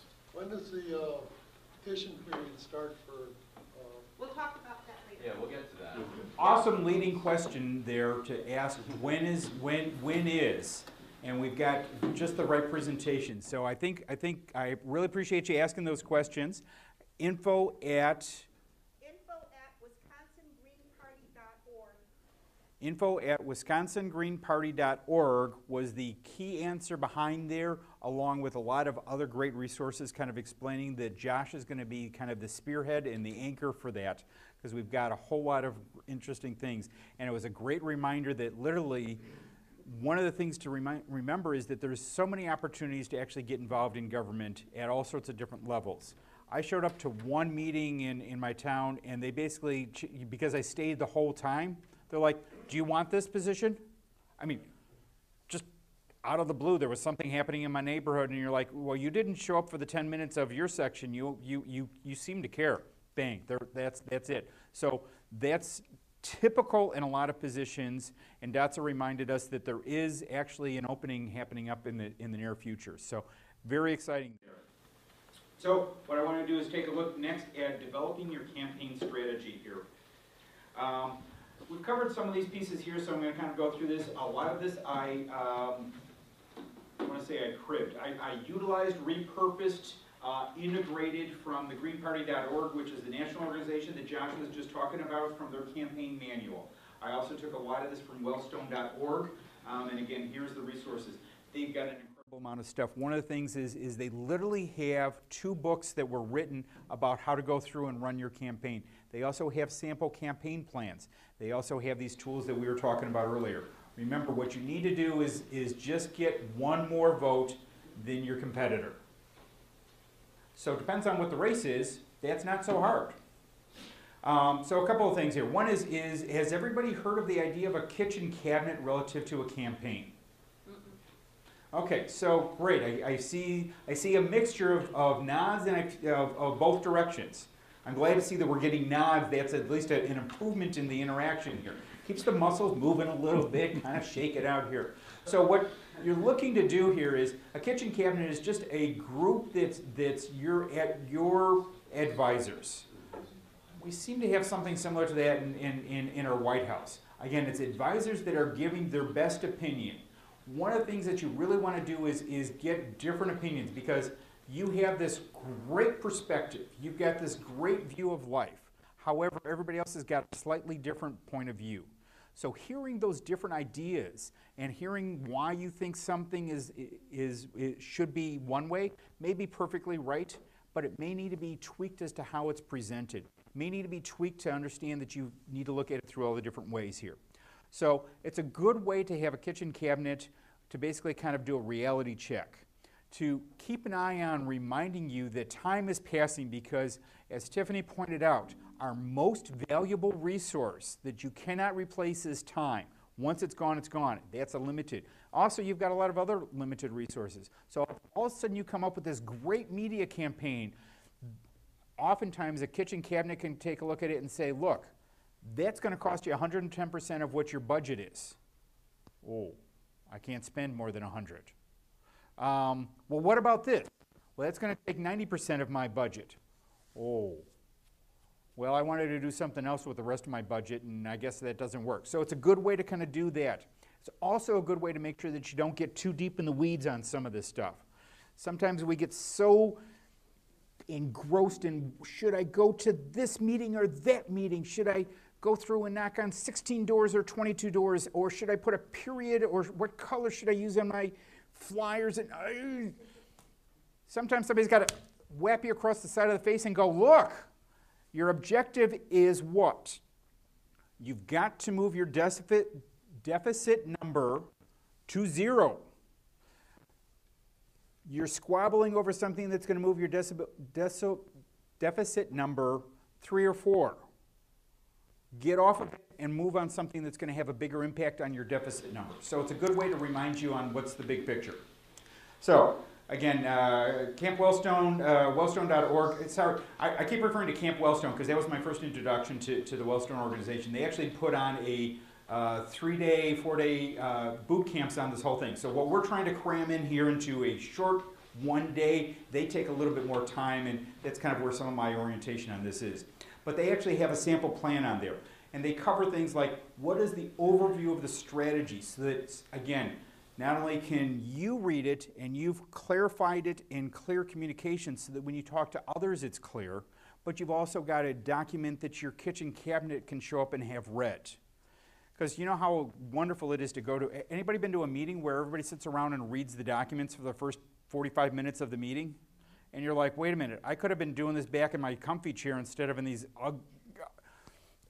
uncomfortable chairs. Yeah, I'm seeing a few people nodding here, and the rest of you must not have really had fortunate lives, especially the ones that are sitting there saying that you've never had to go find a job. So, lately.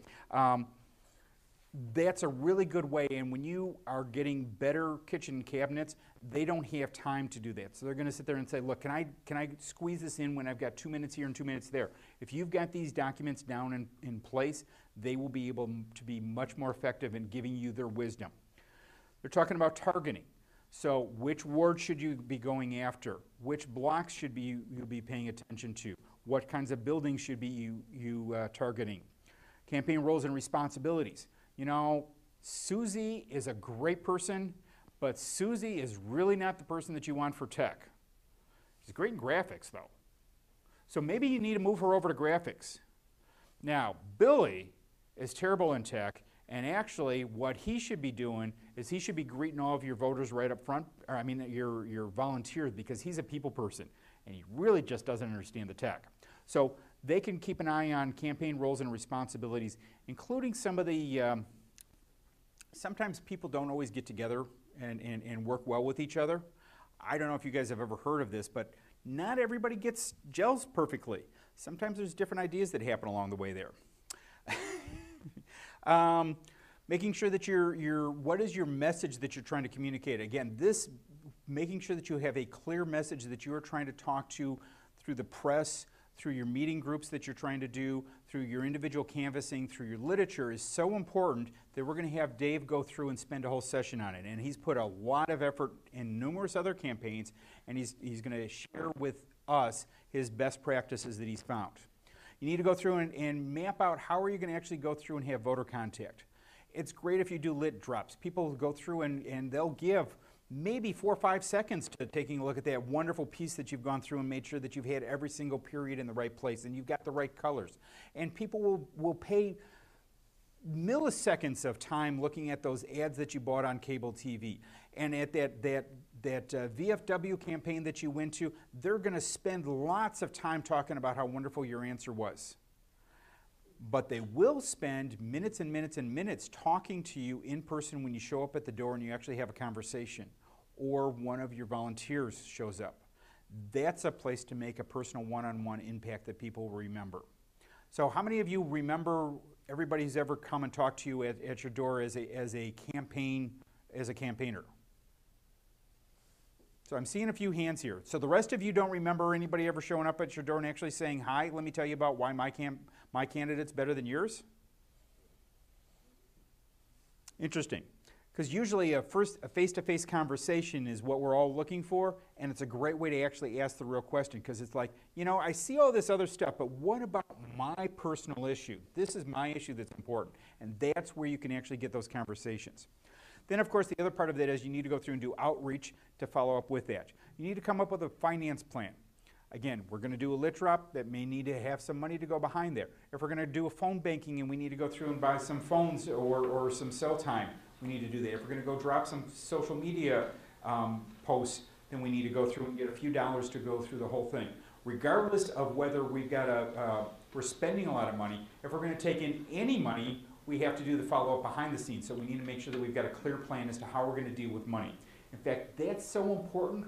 We got an expert to go through and tell us how to handle money this afternoon. Or is it this evening? It is this afternoon. It's this afternoon. Excellent. And then, of course, you need to keep an eye on your timeline. And again, this is the types of things that when you talk to your kitchen cabinet, they're going to be particularly interested in seeing. They are particularly going to be interested in when you end up with new volunteers that show up at the door and say, I want to go help out this afternoon. When you talk to your friends and say, I need you to be my fiercest advocates and go through and find me another 10, 20, 50 volunteers. You need to have a clear way to succinctly tell them what's happening. That's what a sample plan will do for you. So, a little bit about that. One is you want to go through and take a look at what are the goals of your campaign. What are the 3 goals? Now, obviously, the first goal is probably, what's usually the top goal of most election campaigns? Win, get elected. What other types of goals could there be? Again, Dave started to talk about this a little bit this morning, real briefly, but maybe it's building capacity within the area. Maybe it's to go through and meet all of your neighbors. Maybe you're trying to build a resume to go through and prove that you can actually go out. Maybe you just want to go polish your speaking skills. Maybe you want to go polish your writing skills. Whatever your reasons are, you need to get clear and honest with yourself about them. So that's why I'm kind of looping back to what Dave was talking about this morning. And then you need to go through and make them SMART goals. Now, I've mentioned SMART before, and that's you need to set your goals to be very specific.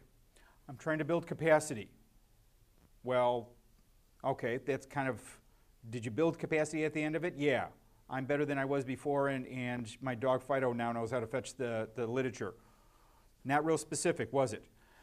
I want to get 50 new members to the Green Party in my community by the end of this election. That's specific. That's also measurable. We got 49. Did we achieve our goal? Nope, but close. Was it achievable? Well, 50 seems a pretty reasonable number for my town. But I only got 1 to start with. Well, okay, so it's an adventurous goal. So you're working that way. Is it realistic? Yeah, if you're going to go put your 40 hours that we were talking about the last couple months, if you're going to put 20 hours a week to find 50 people that agree with the green platform, shouldn't be real hard at all. We all know that everybody pretty much agrees with it. As Josh was talking about the stats, they're right there. People want to join us. They just need to know about it. It's the same place we're at here. And then, of course, is it timely? Well, I got 50 people over the last 6 years. Yeah, it didn't really help my election, though. So you need to make sure that you're timely on that, because that way you can go through and say 50 between now and the next 8 months. Ooh, wait a minute. Now I can go through and break that down month by month by month by month. So you can sit there and say, I need to get 5 each month and I'm all set. So do a little bit of brainstorming. the problem that often happens with brainstorming is it becomes easy to sit there and say, and again, when you're trying to get your election started, is I'm going to brainstorm for the next 6 weeks. Whoops, I lost a lot of time.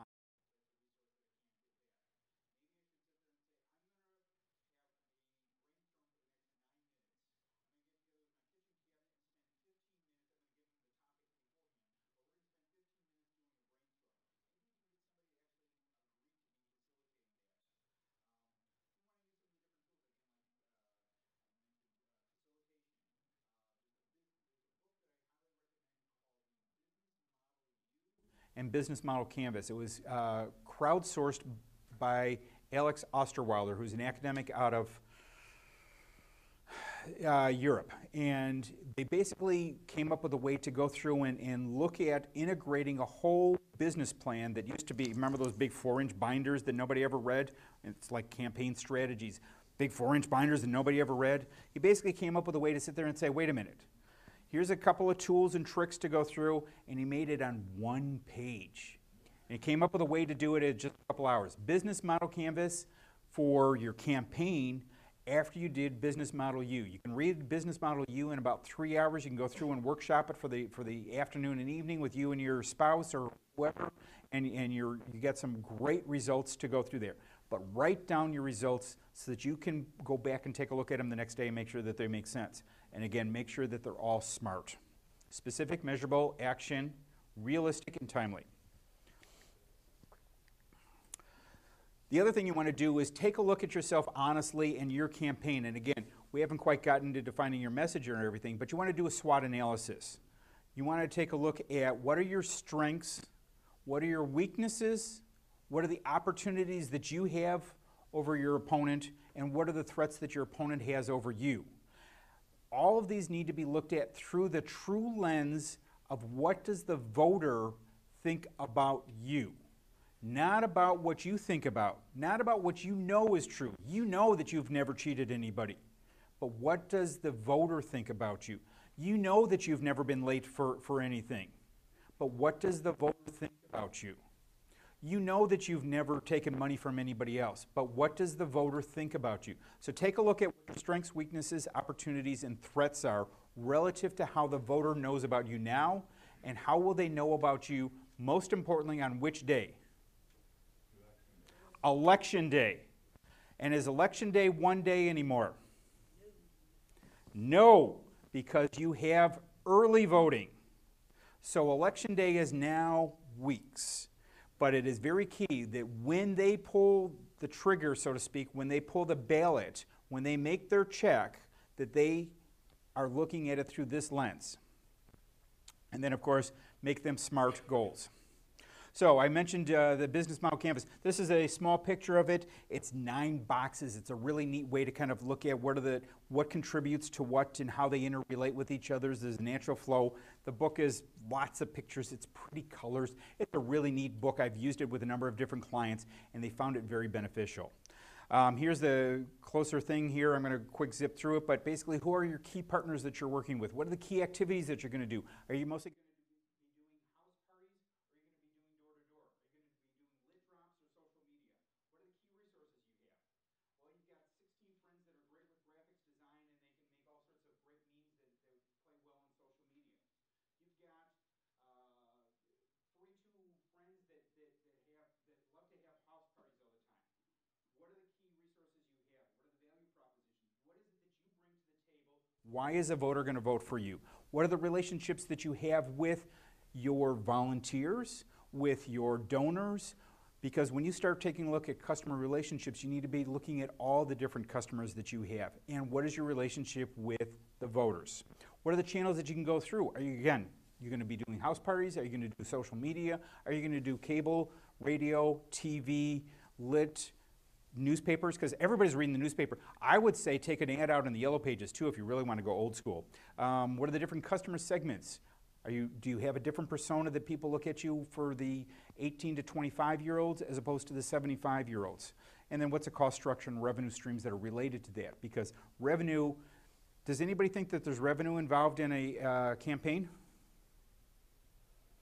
Well, the IRS certainly does. And so does the state election commissions, because they want you to go through and report about all that revenue. Because all those donations, they look at as revenue. And guess what? You should as well. So, again, we've gone through and looked at SMART goals. We've taken a look at what your win number is.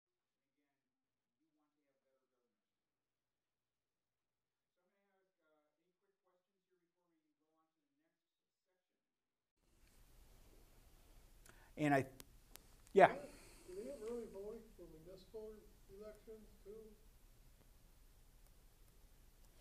I believe all elections have to have early voting, yes. What's interesting is that the press is so quiet about that we don't even know that you could actually have voted 3 weeks ago for the election of last week. And with that, anybody want to get up and take a stretch and maybe grab some food here and meet back here in about 10 minutes? Sounds good. Sounds good. Okay, we're almost going to keep going if you guys didn't raise your hands and interact here, so. Yeah, we can do a 10-minute break now. And There is a nice spread of delicious food over there. And Dawson mentioned the bathrooms are right back there.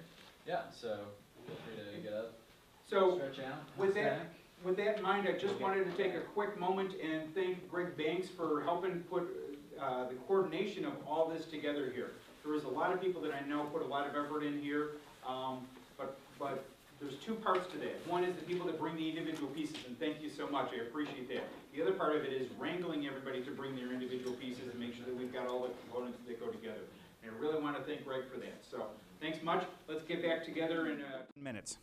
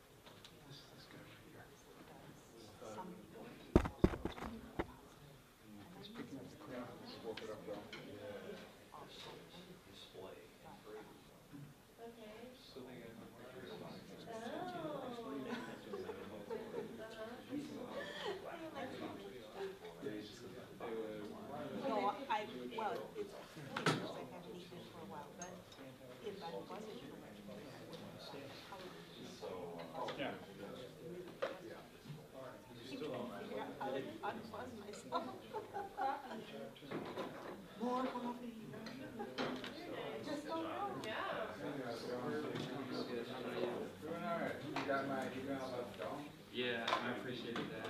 Yeah, it sounds like you've been thinking about that for a while. Yeah, it's much go I've been pushing every night for a while. It really is.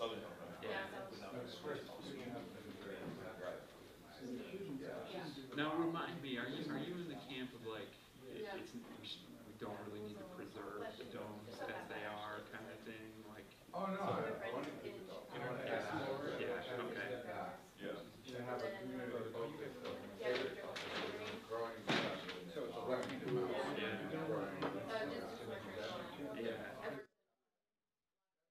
The domes are technically they're educational center, but what are they teaching? Yeah. You know, that there are a number of different plants up there, which is a Number of different plants. Yeah, I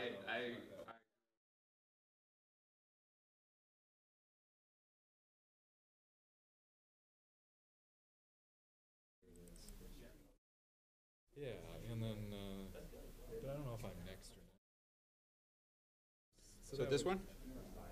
Well, let's see, what would I start with? This is your Gantt thing, so that would be last, I think, and this would be first. Okay. It's primitive, but that's me. I got, I started looking at Markdown and how to get it integrated.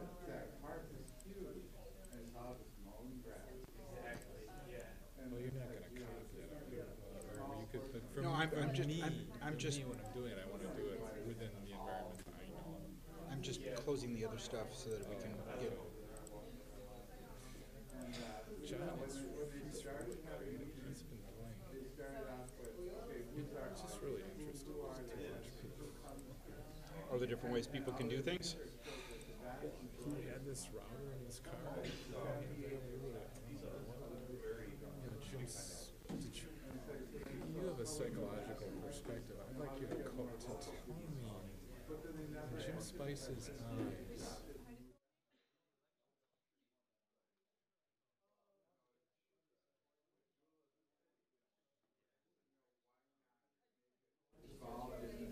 So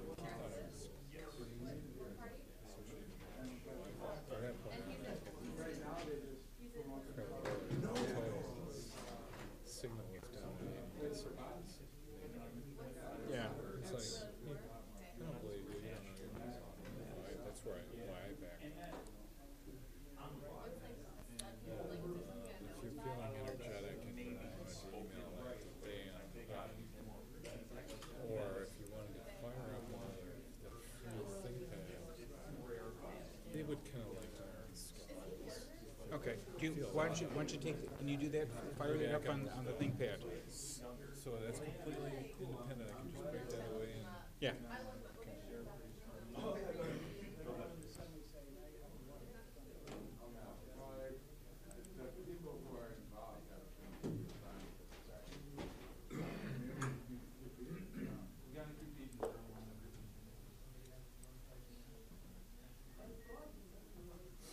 How you doing? We're doing great. How are you? Wrestling through as quick as I can. All right, question. Sure. We've got a handheld mic that's on that over there. It's not being used at all. And you got a small group. We thought people were going to be lining up to ask questions. It looks like they're just going to interact from the So, what?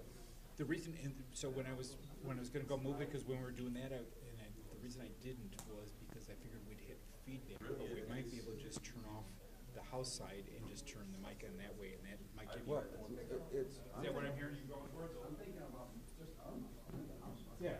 So we might be able to do is turn.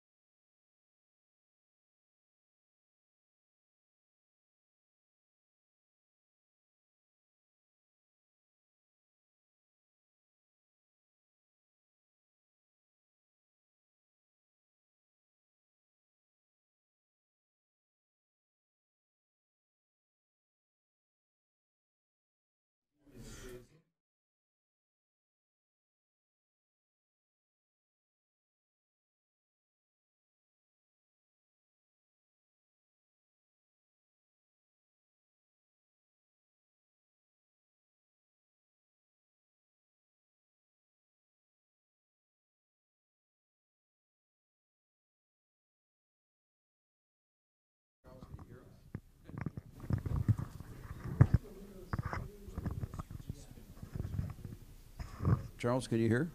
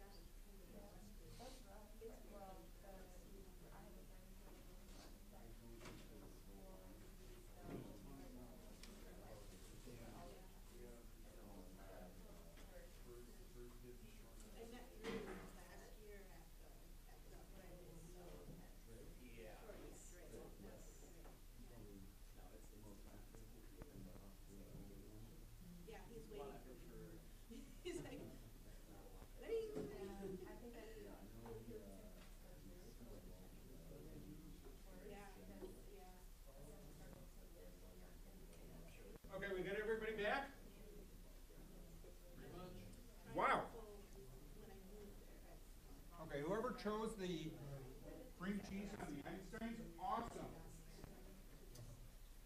Whatever the hot stuff is, that's great. Who's our Einstein today? Did you do that? Coffee and bagels. You did the Einsteins? What's the hot stuff that you got? I gotta. Jalapeno? Yeah. Yeah, it's a jalapeno cream cheese. I'm not used to like a national chain having real heat. That's awesome. It's good, isn't it? Oh man, I think you just. And then you put it together with that guacamole. I think you just cost me $100 because I'm going to have to eat too much of it. Thank you so much. Oops, sorry. I'm going to be a couple more seconds then, I promised.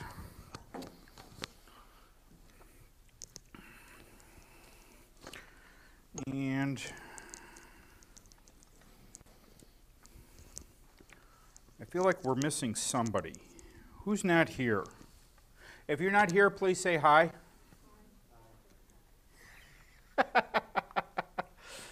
All right, so we've alluded to this a couple of times. There's a whole lot to do in a campaign. And if you try and do it yourself, you're setting yourself up for failure. So the key is to go through and divide and conquer. I don't know if you guys know, but I'm Damian Christensen. I don't know if you guys heard anything else before, but one of the things that I've done in my past life is project manager. So I look at things through project management, life cycle, and what's the other lens that I tend to look at things a lot through a systems approach. So I'm kind of looking at some of these things on how to set things up for success, because I look at a campaign as a project. You've got a very clear beginning, you've got a short duration, even if it's a 4-year presidential campaign that we're now seeming to go to, you have a very clear end date. Even when you have a recount, there really is an end date to the election. The campaign may dribble on afterwards, if anybody has any experience with that.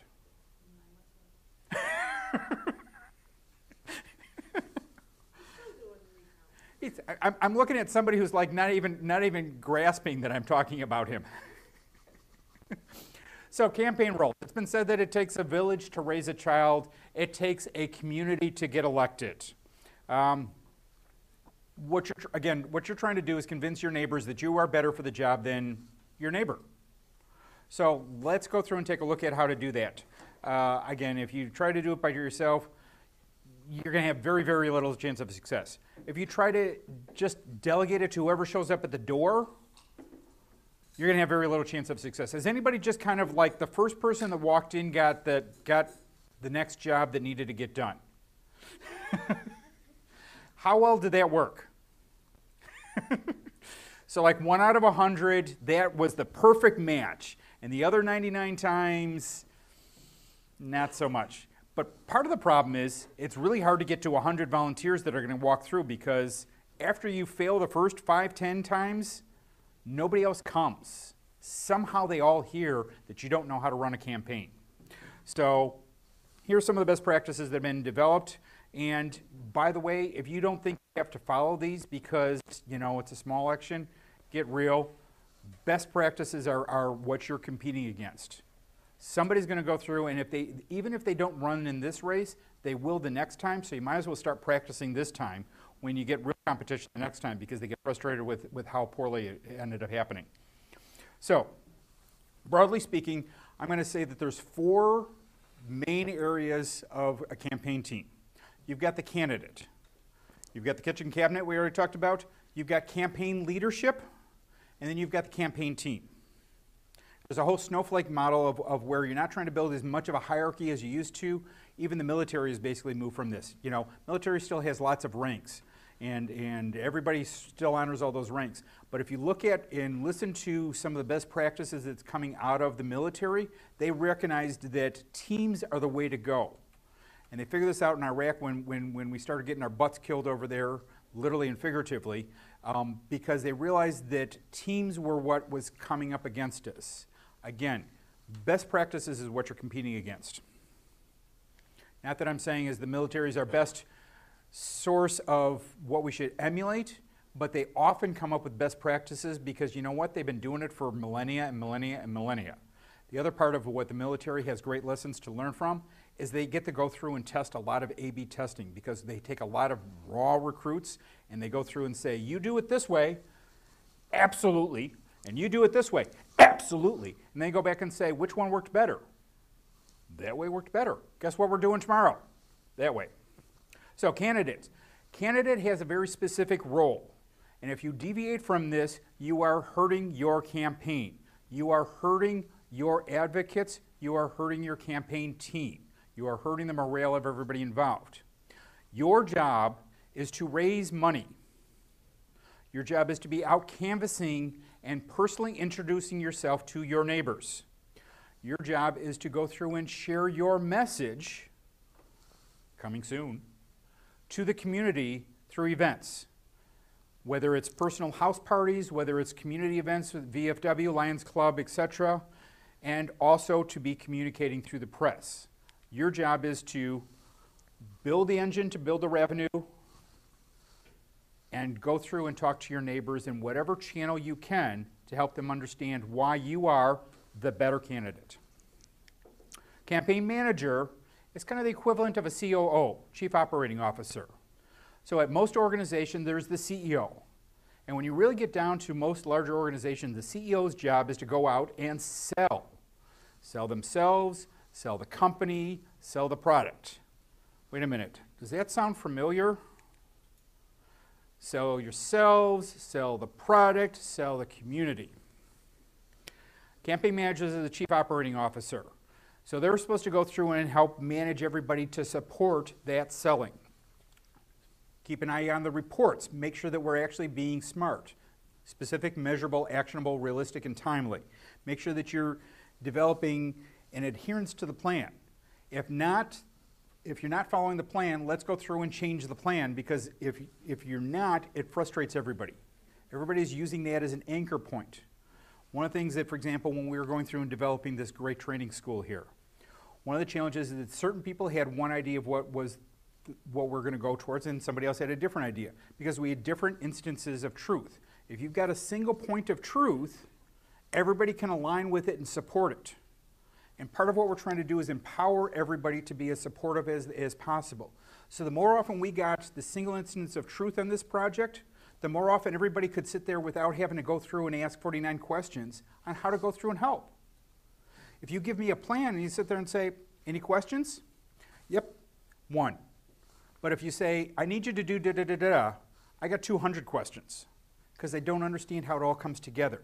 And that's part of what you're trying to drive for. So, campaign manager's role is to go through and make sure that there's a plan and that you're following towards the plan. Also trying to go through and help make sure that all the other pieces are coming together. The budget, you're coordinating field strategy, ensuring that you've got message discipline. Again, message discipline is very key. So important that we're going to have Dave tell us about it and how to go through and maintain that. And maintain the relationship with other campaigns. Again, we talked about, with Joshua's mentioning, coordinated campaigns. So I don't know if you guys understand what a coordinated campaign is.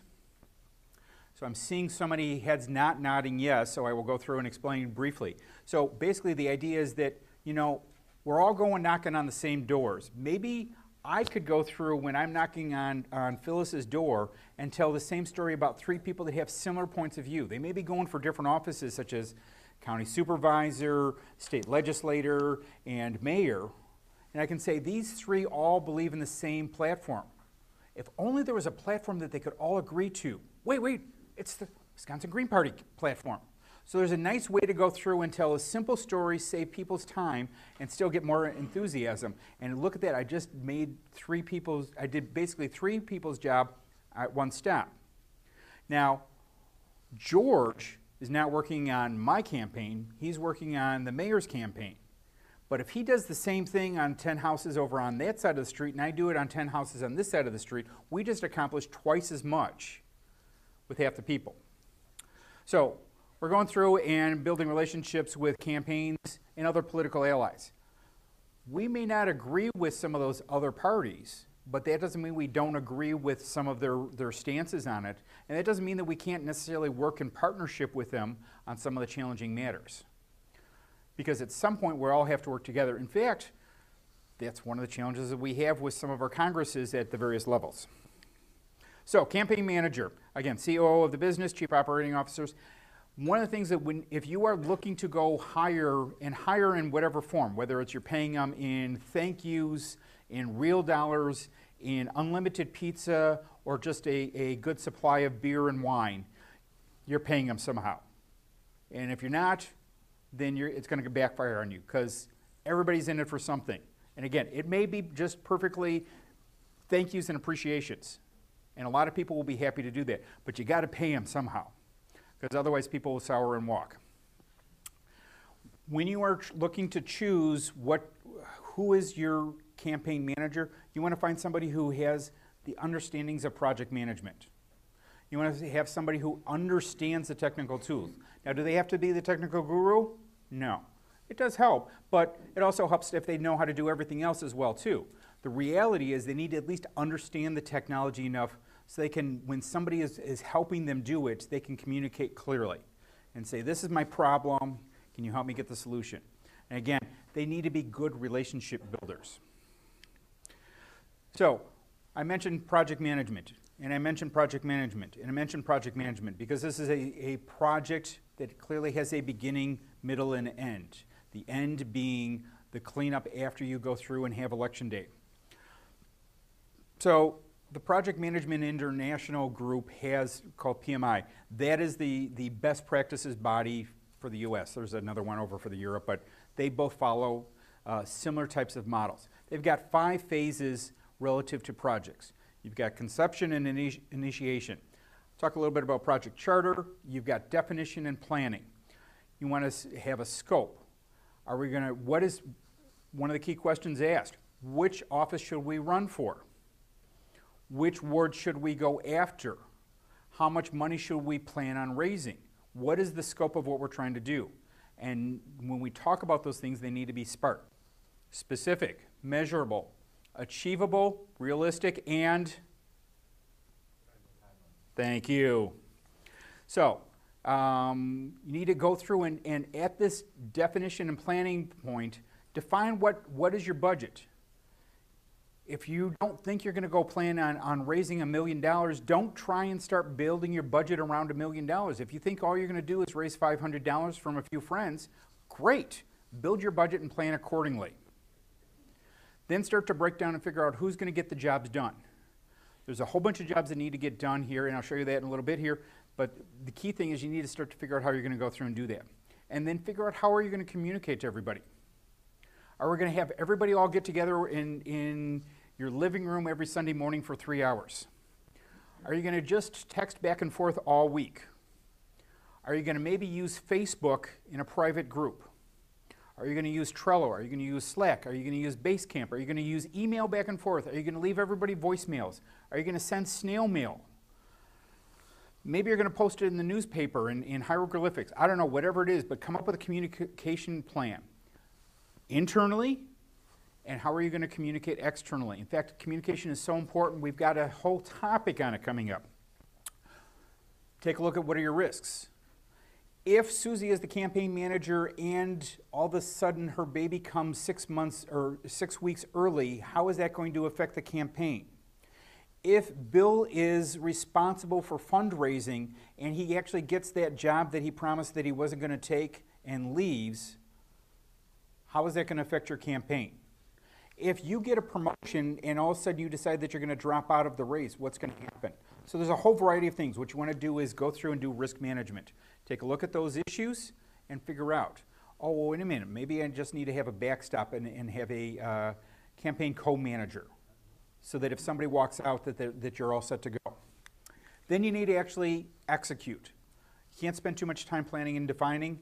At some point you have to pull the trigger and go. Establish what your KPIs are. Anybody know what a KPI is? Key performance indicator. So we need to be able to take a look at what are the key things that we're using to measure to figure out if our plan is on track. So what would one KPI be? Excellent. Number of supporters that you've identified so far that are basically helping or hurting your deficit number, or they would be helping your deficit number reduce. What would another key performance indicator be? Money raised. Awesome. And it's a real, the nice thing about it is it's very tangible. It's an easy one. I got $50 in my hand. I've got this many checks. Now, you might get a little more complicated and say, well, Bill's promised me he's going to give me $100 next week. Well, now you need two indicators. How much money is in my hand today and how much has been promised me tomorrow. What's another key performance indicator? How many volunteers we have? How many volunteers have returned? How many volunteers have been trained and have committed to take a leadership role? How complete is my plan and the other activities along the way there? How many canvas door knocks have we done per week? These are some ideas for key performance indicators. And again, if you take a look at some of the resources, you'll see a number of different ways that you can take a look at that. Then what you want to do is take those numbers and start to set your forecast. We determined that we need to get $75 in per week in fundraising.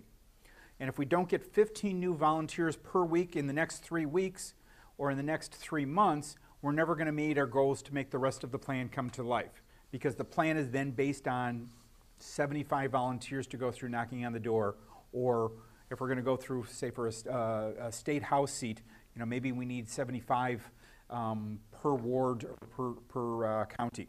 So you need to go through and set your forecasts, and then you need to actually start to do your measurements against that. And then take a look at, wait a minute, we've got 200 volunteers, but they're really kind of sucky, truth be told. So we need to adjust. Are we bringing in the wrong people? Are we not training them right? But now you've got some actual data because you've got some actual numbers, and you can sit there and say, wait a minute, I got 200 volunteers, but maybe the problem is that I need to actually kind of identify volunteers that come back a second time and volunteers that come the first time and just kind of waste my time. So you need to kind of take a look at your quality issues along the way there. We did 1,000 lit drop pieces, but you know, I found 500 of them in the trash. Ouch, that hurts my budget. So performance and control. So once you've actually started your execution, you need to be taking a look at performance and control. And again, make sure that you're clear against your objectives. What are the deliverables that you set up back in your plan? Your cost tracking. How much money is coming in and how much money is going out. Again, so important that we got a whole separate session for it. And again, how important is performance management? Susie said she was going to be the campaign manager. See, she promised she was going to be putting in 40 hours a week. She's got a part-time job. She's only putting in 20. How are we going to deal with that? Billy said that he was going to be the communications liaison. He was going to take care of it all. Billy just doesn't have any time. He's got that new project that's due. How are we going to deal with that? So you got performance management issues. And it's really tough because it's not like, Billy, I'm not going to pay you anything. Well, you weren't going to pay me anything yesterday, and now you're not going to pay me anything. So you're not really cutting my pay. Well, I'm going to be really angry at you. Yeah, only until the election. So you got to figure out how do you go through and work with volunteers. Volunteerism is really tricky. If you think management, when you've got control of somebody's paycheck, is hard, and it is, try doing it with volunteerism because you don't have that paycheck to dangle in front of them. It's real tricky, and you got to really kind of listen to where people are at and listen to what their real needs are and figure out how do you meet those needs with as little money as possible. You know, you can feed them a lot of pizza, and pizza costs money, but you can balance it too. So, performance management. And then, of course, keep an eye on your project close. One of the things is, again, you get to voting day, that's make or break. That is your deadline. How many people show up and how many people vote for you? But that's not the end of it, because now you got to go through and get all the tax and compliance reports done. Because the one thing is, that can land you in the clink. I don't know if you guys have heard, but some people have been getting in some really hot water for not playing by the right rules and not keeping all of their paperwork straight. So make sure that you keep that in mind as you're going through this whole process.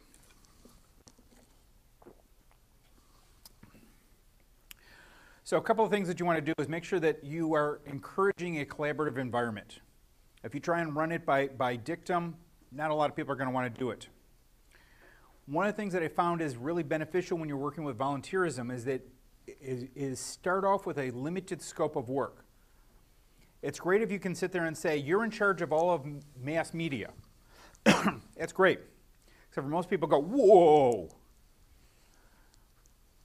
A couple of reasons. One is, more than likely, if you're handing them a whole thing right off the chute, you probably don't have it organized well enough for them to pick it up. So if they're really good, they're going to look at it and go, not mine. And if they're not good, they're going to be overwhelmed in 2 days. They're going to be totally buried under. So what you want to do is try and come up with reasonable scopes of work to hand off. Other key thing that you want to do is make sure that you understand that people are in this for a whole lot of reasons. Most of the time it's not for money. So understand what their emotional needs are.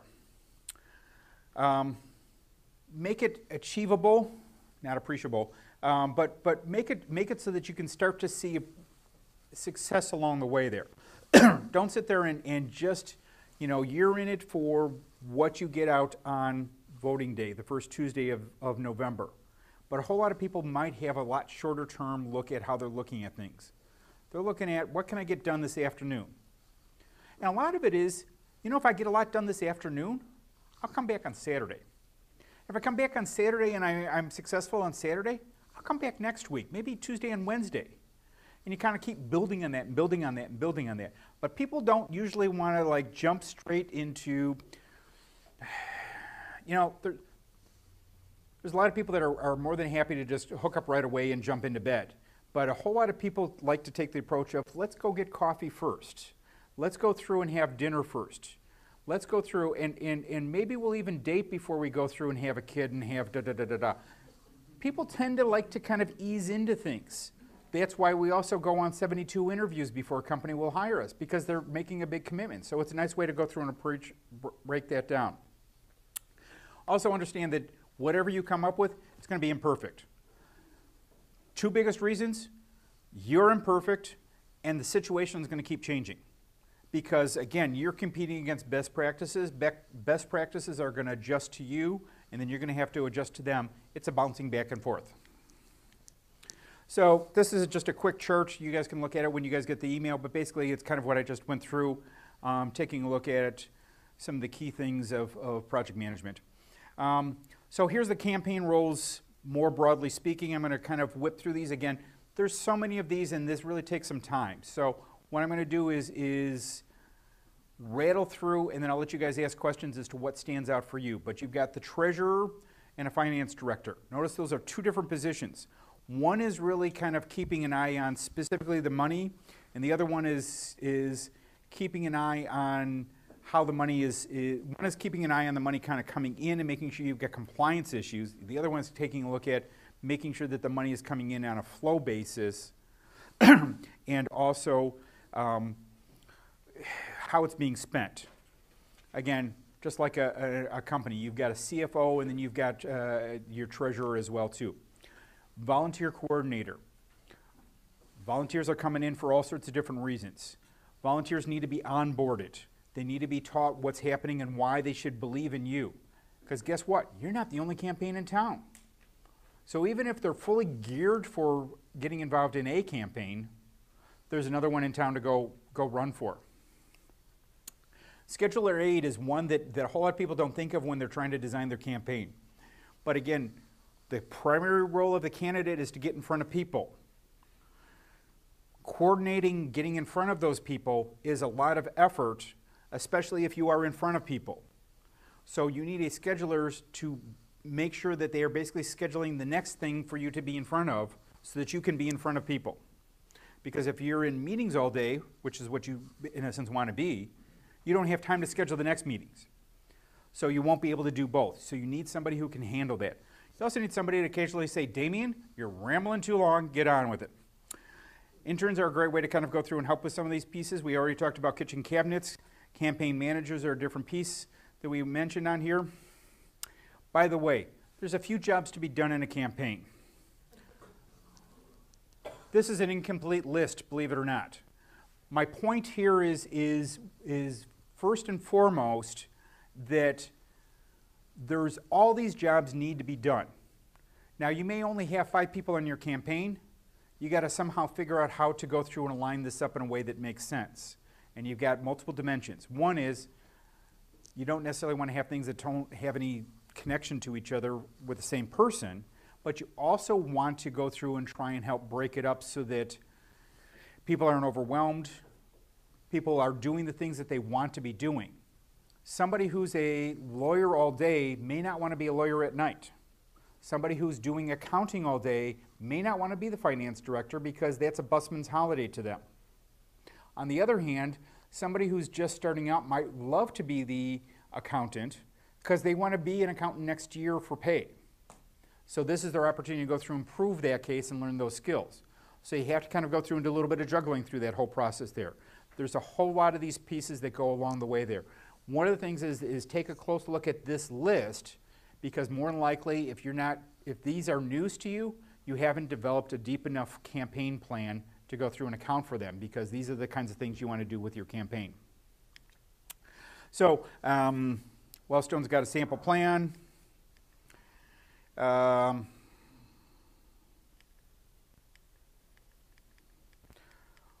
What's your, out of all of these different jobs, which one jumps at you the most? What does LTE stand for, HR? LTE is, so one of the easiest ways to get, quote, free publicity is to go through and get in the editorial pages. And especially when nowadays everything is searchable online, it's a great tool that, again, is so important that we may have somebody go through and talk more about it. What's another one that stands out here? Sales. So how does sales apply in a campaign? You're selling yourself. You're selling ads that might be happening along the way there. You're going through and basically doing fundraising. So it's another variation of the fundraising part of the things.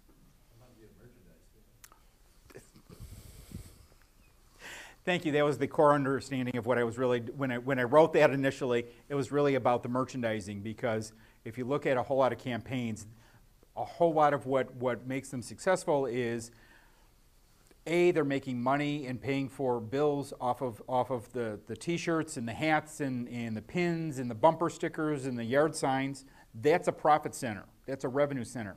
And on top of it, they're getting free advertising along the way with it. So sales is a big part of it. So thank you for reminding me of what it really was about there. What else jumps out here?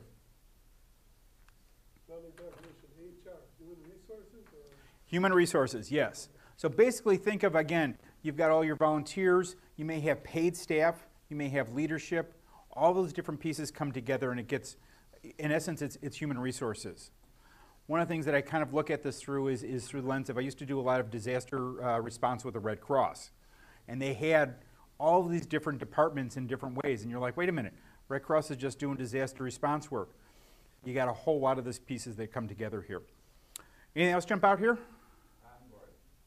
Onboarding. So when you've got volunteers, and again, so many of them are showing up saying, I've got the afternoon, what can I do to be beneficial? You need to have somebody set to do what's called onboarding. It's basically that initial getting them set up and ready to go, whether it's a new job that you're getting paid for or, again, just volunteering. So you need to give them enough details so they feel committed to it. They want to be an advocate for it. One of the things that Paul Wellstone always said is that every time you deal with, whether it's a house party, new volunteers, anyone else, you want to ask 3 things of everybody that comes to you, especially the volunteers. You want to ask them, A, will you volunteer some more for me? 2, will you consider donating, whether it's time, money, or resources? And 3, will you go out and vote for me on election day? And it seems like it's pretty obvious if they're willing to show up, but you know, you have to ask people. Because how many times did you really wanted to go out with that other someone, but you really wanted them to ask you? You know, or you were so hurt because they just didn't ask. People want to be asked. That's the whole thing. It's kind of, so it's really important that when you are onboarding that you let people know what the campaign's about, why it's important. They're in there because they want to get the inside scoop a lot of times. So it's important how to do that and do that effectively. The other part of onboarding is also to make sure that you collect their information, because again, that's your deficit. Those people you can count as against your deficit number. Those are the people that you can go through and do literature drops in again, campaigning against. So you need to put them in your databases. You need to go through and make sure that you're following up with them, because that may only be one contact. Again, they may be committing 4 hours to you that afternoon. They may be committing 12 hours. But if they don't reach out to you afterwards, you're kind of like, maybe they kind of feel like, you know, it was a one-time date. And how many people kind of feel like, wait a minute, they never called me. I guess they didn't really like me. We all want to feel liked. So onboarding is a lot about how to go through and handle that whole process. And it's really tricky because you're dealing with all sorts of people at all sorts of different levels. You may deal with somebody who's going to be putting in 1,000 hours towards your campaign in the next couple of weeks. You may be dealing with somebody who's going to put in 1,000 minutes. How do you treat them all appropriately? Anything else that jumps out here?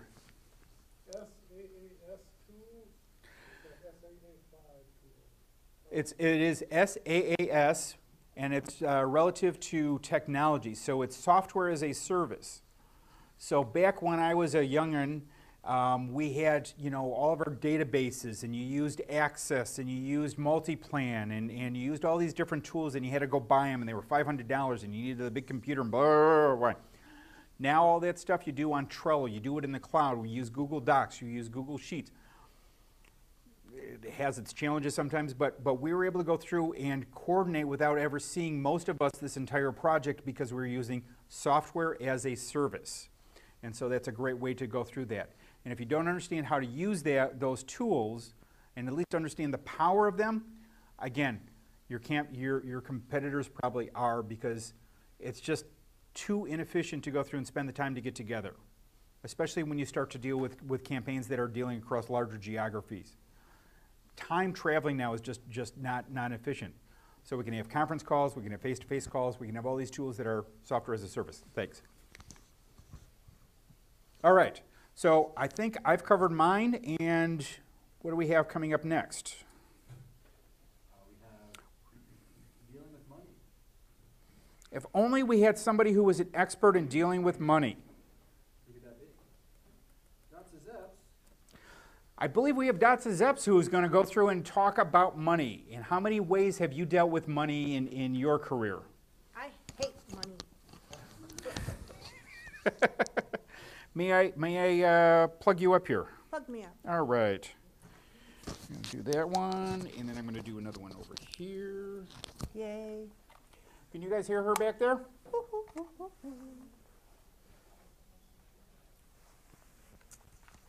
Again, can you guys hear? I can hear. Can you all hear me back there? Excellent. I'm getting thumbs up from through the door, so. And then here's your remote. All right, so I am going to talk a little bit about what you need to do from the very beginning. So one of the things that so the first thing you need to do is you have to ask somebody to be your treasurer. That person is going to take care of your money. they're going to take your checks and they are going to deposit those checks. You may also have somebody who acts as a secretary. Maybe that person takes the checks. It really depends. But you as a candidate or you as the campaign manager, you want to get that check out of your hands as soon as possible. So the first thing you need to do, once you have a treasurer, that treasurer needs to open up a bank account for you. That bank account can be real simple, but it does need,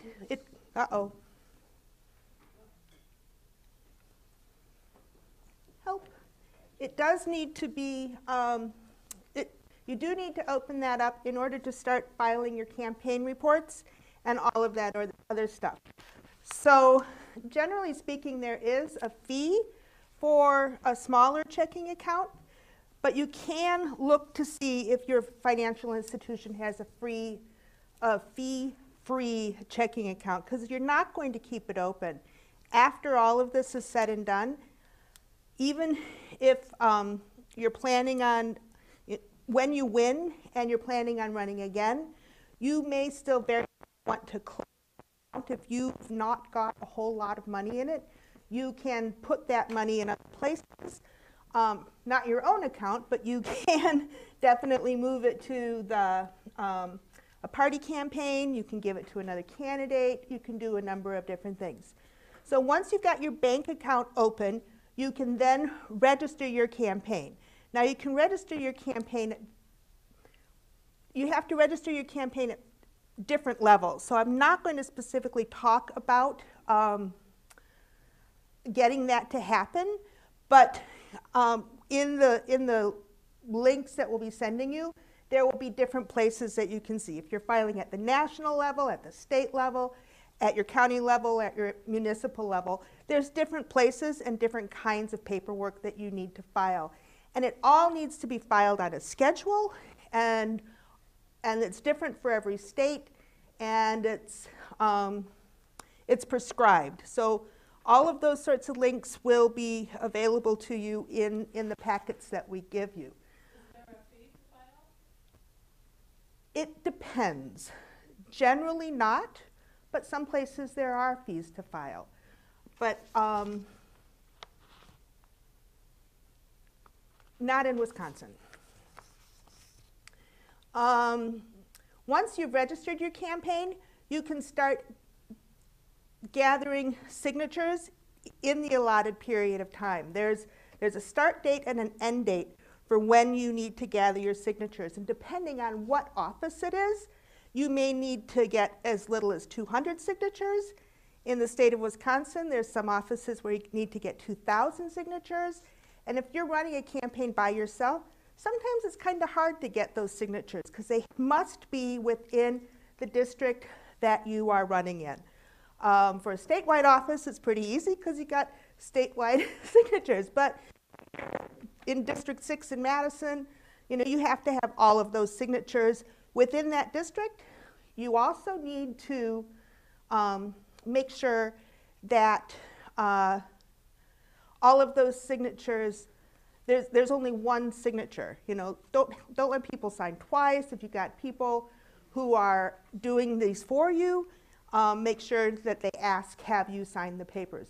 And always, always get the maximum number if you can, because you only need so many signatures to get on the ballot. However, we have seen over and over again, even in like when we're trying to get something on the ballot, if it's not a person, you may be trying to get an issue on the ballot. And in Racine, we had enough signatures to get the marijuana on the ballot, but the clerk threw out how many? It was a lot. Threw out a lot of signatures, which if you were to look at them, you know, I can read that, but it's their prerogative, and they will do that, particularly if they can use that sort of thing to change the outcome. So again, once you start getting money in, you need to file campaign finance reports. It's just like if somebody were a staff to a nonprofit or staff to a corporation. Every month, generally speaking, you have to report out how much money you received in and how much money you spent out. There are campaign limits. That changes quite a bit, and with Citizens United, it gets a little complicated about who can do what. Corporations can do a heck of a lot more about spending money on campaigns than people can, which is kind of weird because it was essentially to say that unions and corporations are people, but they actually have more rights than we have now. So you have to kind of take a look at that. There's also limitations on how much cash, how much, who can write a check. There's just all of these little things. You can't take more than $20 that's not attributable to somebody. So it's much better to take checks. But if you've got an event and people are throwing a whole bunch of money into a bucket, you can just say, we had this event, we don't know where all of this money came from, but there were 30 people at the event and we got this many dollars. But if they do give you, if one person gives you any more than $20, they really do have to write a check. So you got to watch that, and people at the front collecting the money for you need to be very careful about how that comes in. There are rules, and where are those rules? At the state level, they're here at this URL. County level and the local level, they change around, but most of the times you're going to get that at your clerk's office. But we will provide a full set of links to where you can get things at each state level, for each state offices, and then for the counties in Wisconsin. We can also provide some broader links for the area as well. So one of the things that Damien talked about was creating your campaign plan, your strategic plan, so to speak. Getting your project all ready and knowing what you are going to need to fund. People will talk about a calendar later on. People will talk about how much communication you're going to be doing, whether that's going to be on the internet, whether that's going to be dropped by volunteers, or whether you're going to mail it. All of these things are going to get into how it is that you're going to create your budget. Here are some ideas about some of the expenses. Maybe you won't have to do a website twice. I don't know why I get a website twice up there. But maybe you do. Website and Facebook, that probably was what I was thinking. But you are going to have some online presence. If you're a larger campaign, a statewide campaign, you may very well want to go ahead and get a P.O. box and not have all of those checks coming to your treasurer or to your own house, which some local offices do. They just don't rent a box and then the checks come to themselves. Again, a larger campaign, you may want to get a dedicated phone line, whether that be a booth or office. Maybe you have people on salary, but all of these things are going to be predicated on what your plan is. So your sources of funding are going to primarily be your friends and family to start out with. They're going to seed your campaign. And so it's very important for you to make sure that when that your treasurer knows to account for those things very carefully, because you don't want anything to look amiss. Like, here all of a sudden here's $2,000 from my family. You need to break it down and be careful about how you do that. You're going to get online donations. Those will be pretty easy. They'll go into the spreadsheet. But basically, you want to make sure that everything is done in a timely manner. You can't let checks sit. You can't let the online donations languish.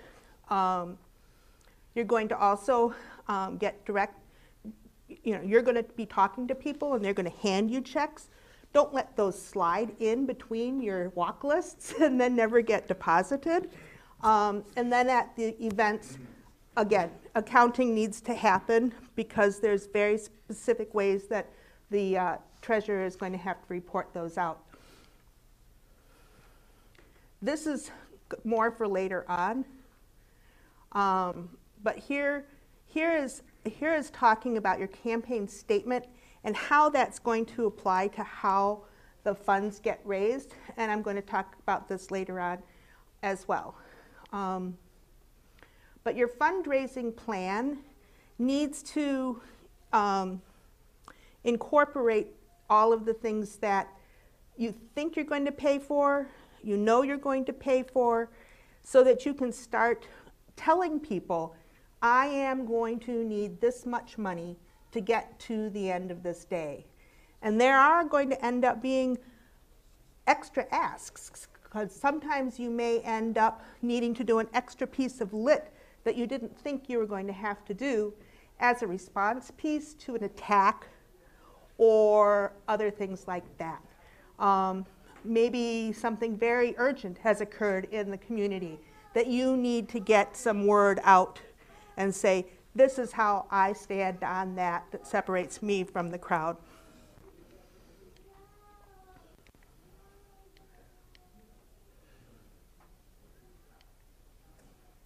All right, so here, when you're creating the budget, you want to ensure that the standard practices are done. So that's one of the reasons you want to, if you're not getting an actual accountant to be your named treasurer, that you at least have somebody who can review the documents before they go to the state so that you can make sure that it's accurate. We have templates for budgets. We have a link to where you actually have to file these papers, how they need to be signed off on, and when they need to get into the offices. And that's really pretty much it about handling the money. It comes out, it comes in, it goes to the bank, your treasurer reports it, both as it comes in and then as it goes out. I have set some time for some questions on this because it doesn't really, that money management piece is really kind of simple, but it's also very, very important that it's done exactly how the state wants it to be done, because they can toss some nasty things your way if it doesn't happen exactly how they prescribe it to be. So that's one of the reasons you want to look at the elections website, you want to look at the ethics websites for your state, for your municipality, because the laws change all the time. You can't go back to the last campaign that you just did. You need to look at those things every single time. The forms change, and so that's very important to make sure that you're on top of that. So I will take just a few questions right now. I'm hoping I'm getting us back a little bit on track, because the bigger piece is how do you get that money in? But this is also extremely, extremely important. Yes? What the standard chart accounts are? Can you repeat the question? What are the standard chart of accounts? No, I'm sorry. So that I will. So using a standard chart of accounts, basically you're saying you have income and expenses, and in that income you'll have merchandising maybe, you'll have donations, you need to say who it's coming from. There are and then on the other side for the expenses, you will want to say, I'm buying t-shirts to sell, I have lit to print, I have a printer to pay, I have a postage to pay, you know, so when you look at a standard chart of accounts, it can get very, very long. But there are some free tools that you can use that you can populate. QuickBooks actually has a free product that you can use. There are other free products out there. You can go to the internet and find those yourself. But in the template that we've got for budgeting and for tracking the money that's coming in, it does have some standard account lines that you would want to use. Anything else? Yes, check those links. Make sure that you are in compliance with your state. I can't say that enough. Make sure you are in compliance with your state. And yes, you definitely want somebody to look over those accounts. If you're training somebody, find a friend who is an accountant just to make sure that it's working out properly. When I ran for city council, I remember that there was a minimum or a maximum in terms of filing a finance report. There was basically a minimum amount that you had to actually have, and if you didn't make that, you didn't have to file anything. Is that stayed the same? Is that still true? It is. The numbers change from year to year what that minimum amount is. But when you move over, I mean, you do still have to close out your accounts. You have to report all of the monies you come in and how much money is spent out. But it does change. It changes, and it's not always consistent, so you always need to look. Damien? Is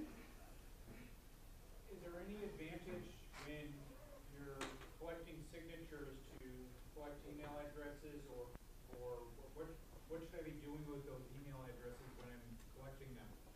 So the question is, can you collect email addresses when you are collecting signatures? Yes, you can. You can modify the form ever so slightly that the state provides a template for to gather signatures. And that way you then have contact information. You want to put that in your database of the people who at least have said, well, you're important enough that I want you on the ballot, because they can't sign somebody else's papers. So they've signed your papers, they want you on the ballot for whatever reason. Hopefully they are a friend and an ally, and then you can invite them to be part of your team. All right, I'm going to step away because there's much more about money, but that piece that I wanted to leave you with is check the website, make sure you're in compliance. Thanks.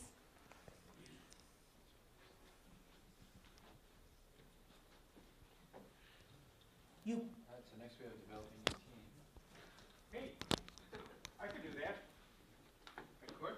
Wait. Yes, you could. Do we have that one?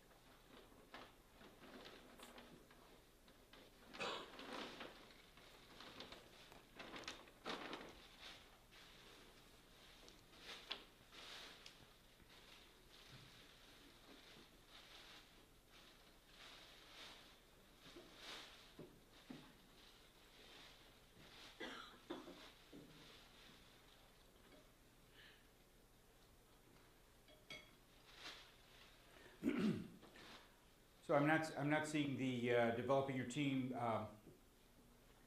program right off the bat. So, Dave, do you see it there? Yeah, let me take a quick look for that. So, a couple of key things when you're talking about your team. One is there's, like I was talking about earlier, that the military's done a whole lot of studies as to what's the quickest way to develop teams and how to have them ready in all situations. And again, you may not be big war aficionados, but they are really good at developing best practices because they've got a whole lot at stake, literally lives at stake, in trying to figure out what works best. And I will add to the additional resources later. One of the books that I went through, I believe it was in Crystal, went through and basically talked about what they learned, they being the armed forces, in how to develop the best teams. And what they realized was that the snowflake model, in essence, that Harvard University and the Kennedy Center of Public Service came up with is the best way, was that you could have a hierarchy. I'm in charge, you're next, after you, and this top-down approach. And the problem is that as soon as you don't end up with perfect information, that system breaks down. Now, in the world we live in today, how often do we end up with perfect information? Yeah, not so often. So that approach didn't work. So then the next thing that they tried was... So, sorry to interrupt. It looks like we uploaded developing your campaign strategy twice. Excellent. Developing your team might have not gotten uploaded. Okay. So it's probably on your computer. I will try one more look in there, and we'll see what's happening, and I will continue with my story of the snowflake, because this is the power of how to deal, especially with when you don't end up with all the leverage that you do when you control somebody's W-2 and somebody's health insurance benefits, which is what you end up with in volunteerism. But I will take a short pause while I go through and take a look one more time to go through and see what we got here.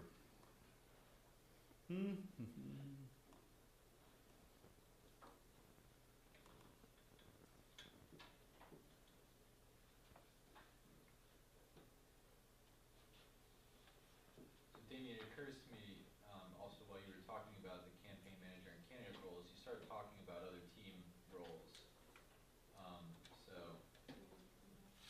To loop back to that a little bit? Yeah, it's possible that you just didn't do a separate presentation for that one. And you just sort of, it seemed to kind of seg seamlessly into other roles. And I do apologize, some of these presentations weren't done with my fullest concentration based on time allotment available. It's okay. It was very dark when I was doing these. We do need to make up some time. So I'm not going to go too long on this here, thanks for it. So again, the snowflake model, as opposed to the next approach that the military basically tried as they were going through and learning best practices, and again, literally losing lives of our American soldiers, as well as a whole lot of other people that were also very valuable.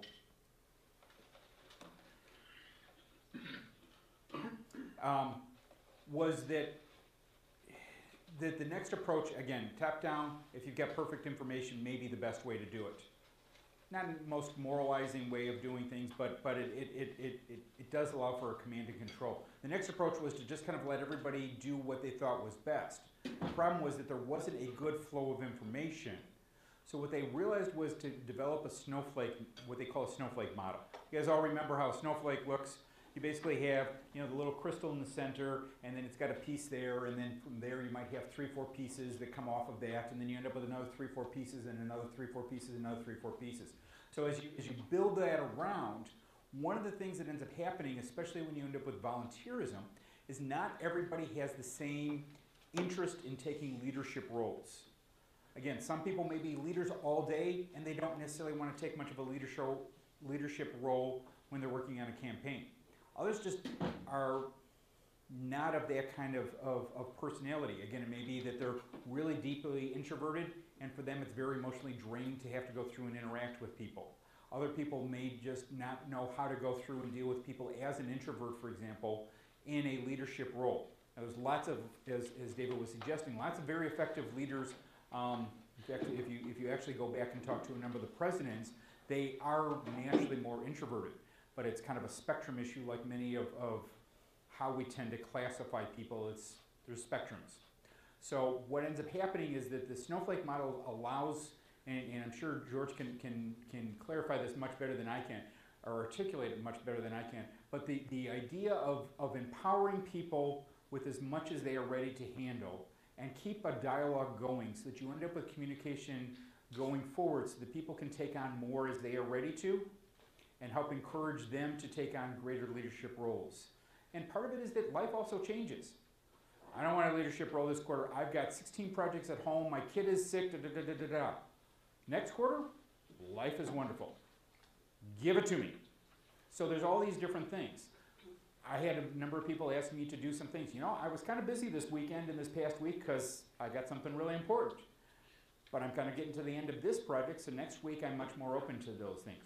So one of the things about the snowflake model is that you're looking to deal with people as they are as individuals. And so that's a key thing when you start looking at how to develop your team and setting people up for success.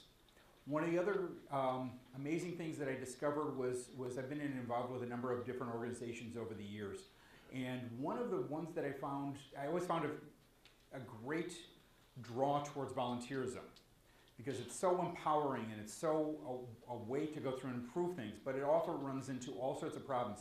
People are underqualified, they're in it for the wrong reasons, you know, they're all in it for some, and all it takes is a few people, but a few people are in it just for the ego. It's just about me, me, me, me, me. And it just poisons the whole thing, it's no fun. Then there's other people, and so all these wonderful people that are doing great things are poisoned by the egoists. Well, what I found one of the ways to solve that was to use teams. So there's an organization that I'm involved with, and they've got a website, and they've got a monthly newsletter. Well, the monthly newsletter, they do a couple of things. One is they have an editor and a co-editor. They also have teams. So they've got proofreaders. They've got a whole team of proofreaders, so that when Susie's on vacation, no problem. It goes out to the same email address, proofreader@organization.org. 6 people get it. First one to go through and pick it up and say, I got it, handles it. So somebody wants to do it once a quarter, raises their hand once a quarter. The other people want to do it every night, they're on top of it. So every time the website's got a problem, 15 people get an email, because it all goes to webmaster@organization.org. Somebody picks it up right away. And so what I found is a team approach where you start to use certain channels like email addresses that go out to a group of people. And then it's a matter of who raises their hand. And some people raise their hand a lot because they want to go through and move up the chain. I don't want to just be the webmaster, I want to be the communications director. Other people raise it because that's all they got. You know, they don't have kids, they don't have, that's their big thing. And other people like, look, I just want to kind of pay attention to this, someday I'll be ready to it. Or, I don't really want to do it, but if everybody's on vacation, I'm happy to step in. So they can do that. So what I found is try a team approach for your different key positions and ask people to step in and let them help self-manage themselves as a team. Because I found that to be a real effective approach. And it also allows for people to kind of develop at their own rate. Some people may take 4 weeks before they get the first part of it, but then they're off to the races. Other people, 10 minutes, look out, there they go. And other people, 6 months and they still don't get it. It's great. If you use a team approach, everybody can kind of help each other. And it also lets certain people kind of be the coach for somebody else. And we're kind of using that whole coaching model or communication, campaign allies as another way.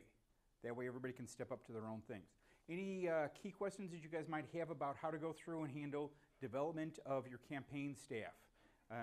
Both as volunteers, maybe as paid staff, as leadership, some of the different key questions that we can kind of round robin. And I'll just, not that I'm an expert, but I'm going to help use this as a facilitation for just a minute or two here. Well, you talked about people being introverts in this. How do you even get a team like that? Where do they So the question was, I'm an introvert, how do I get my team to get started so I can start to run into the problem? And I think that's got some interesting comments here. Well, one of the things that the Green Party can do for you is within your neighborhood, you may very well have people who have already run campaigns. And so you have your friends who can assist, and then you have the Green Party who can assist your friends. So the reality is that you're going to have to step out a little bit, but it doesn't have to seem as overwhelming as having to step out, you know, like I got to go find all 200 people to do this campaign in all those spots. So what I hear Dotsa saying is, you're going to have to reach out a little bit. Reach out to the local Green Party. Ask Josh, how do I go through and get over this? How do I get beyond it? So does that help out there? Yeah, that helps. And that's one of the key things on a lot of this. You're going to have to get used to asking. You're going to have to get used to asking for money. You're going to have to get used to asking for volunteer help. You're going to have to get used to asking for... This is about community. But guess what? That's what the position is. Most positions that we're looking for in government are about working in partnership with your community. So it's a great opportunity, and yeah, it's going to be uncomfortable. But it'll be less uncomfortable the more you do it. So thanks. Awesome question. Any other quickies? Go ahead. In your opinion, within a campaign committee, who does the committee answer to? Is it the candidate? Is it the campaign manager? Awesome question. Does it depend on the committee? So yes, certainly every committee is going to define what their organizational structure is. I would personally recommend that the committee, that your campaign team reports up to the campaign manager, and the campaign manager works in partnership with the candidate. That if you've got them both kind of co-equals and they can both override, you will frustrate everybody involved. The campaign manager is going to need to make decisions and do the best they can to go through and go forward. And if they come back and get redone by the candidate, it's just very frustrating. They're trying their absolute best. They're always going to be understaffed. They're always going to be under-resourced. They're always going to be short. So they're doing the best they can with limited resources and, almost as important, limited information. So if you try and do it so that they both have equal, it's more than likely going to fail. I recommend the model like a CEO and a COO, and that's usually what works best. If you look at what's kind of best practices, there's a few places where they do co-CEOs, but it's usually very seldom for a long term, and it's usually very seldom as effective as it could be. One of the examples, the exception of quote the rule, was when Google started off and they had Sergey Brin and Larry Page as co-CEOs. But if you notice, they then brought in someone else who had senior management experience, and they both kind of took a different role and said, we need to have somebody who's the buck stops here, because it gets real confusing. And it's very frustrating not only for the campaign manager, it's not only frustrating for the candidate, but the team, whether they're volunteers just coming in for an hour, you can smell it right away. You can see exactly when you don't have a cohesive management structure, it just cascades so quickly. Has anybody seen where they haven't had clear lines of who's in charge and you can tell it? And I'm seeing that all the people that have been involved in multiple programs, they can tell it right away. So awesome question. Yeah, I definitely recommend that it's campaign manager is the pivot point for everything, and then you end up with the candidate. Because again, the candidate's not supposed to be focused on managing the campaign. They're supposed to be focused on what? The message and selling. Good stuff. Any other questions? Go ahead. Do you have any recommendations or resources about how to group your volunteers into teams like you were talking about, and how to kind of assess who's good at what things? And 'cause, I mean, they don't always give you perfect information about what their level of involvement is, or what their interest level is, or any of that stuff. So do you have any recommendations on how to do that? So I would come up with some quick questionnaires. I would come up with, if you can, some Google forms that you can ask people to fill out so that it helps kind of track things and drop things in. Or again, when we start talking about some of the other database tools like a nation builder where you're putting all of your information straight into a database, I would, again, really focus and have your HR person really focus on that, and then your HR onboarding person go through on a weekly basis and sit down with your campaign manager or your leadership team and say, what is it that we're missing on here and how can we help improve that? And we need to do it very quickly. We can't get too bogged down in that because, like you said, it's so important, and it's real easy to say, because I've watched how long it takes to do HR perfect, it's forever. And part of it is it's so changing, but it's so important. So you need to just kind of say, this is going to be imperfect, we're going to be better. David, you got some great ideas? Can I follow up to that too? Please. Let me get David first, and then I'll get Christina. Yeah, sure. So another tip when you're dealing with volunteers is that instead of putting them in a specific role right away, ask them to work on a specific project. So for example, maybe you have 3 volunteers this week, and one person says, I like writing. So you say, okay, great. Can you help me write this press release? And then another person says, I like writing too. Okay, awesome. Could you help me write this issue paper? And then you can take a look. So you can take a look at how they do with those specific projects before you make a decision about, okay, who is going to be the communications director. Yeah, because again, if sort of someone walks in the door and says, hey, I'm great at communications, and you say, great, you're the communications director, that could lead to a tough situation if they don't live up to that. And having been on both sides of that, on the one hand, somebody looked at me and said, you're not qualified to do X, and really I was, but I didn't have the right magic word for them. So they never assessed that. I ended up walking away. On the other hand, I've had other times where they've given me way too much responsibility. Again, part of it is like David was suggesting, but often it's because it's not well enough framed to begin with. If you want me to be communications director, do you have the plan written? Well, more than likely, if you're just handing it to me right off the street, you probably don't have a good plan, which means that's what I need to do, and you're going to get all frustrated because the first thing I ask is, what's the plan? And you're like, no, I need you to write 14 press releases. And I'm like, what's the plan? Because that's what I write my press releases to. So it's a great point of don't back up the truck and dump them. And I've seen this in a lot of literally in disaster response work where that's what they've sometimes done. And it's really a recipe for failure. Christina, you had some great ideas too. Yeah, really great ideas. What's your name again? Damien. Damien, nice to meet you. I just wanted to emphasize something Damien said, which is to ask. One strategy that I found to be really helpful when we have people come in, or even just like with my committee, is to sit down and if your question is, what do you want to do, just ask, what are your goals in coming here? And not only does that give you a sense of what people want to do, but then it also builds rapport with them because you're taking a personal interest in them. And then it feels like our project and not just your project that you all are my project that you're all helping me with. We're doing this together, so. Awesome. Good stuff. I think we've kind of moved to the next spot here. Has somebody got the spreadsheet as to what's coming up next? So next we have a break. So why don't we take another 10-minute break? And yeah, at this point we still have about half an hour to make up, but I think I'll be able to work on that. So yeah, take a quick break. So for people who came in, there's food over there. Restrooms can be found right outside, and if you need anything else, just ask. But yeah. Good stuff. Well, we'll see you guys back at about 2 minutes after 4. Thanks much.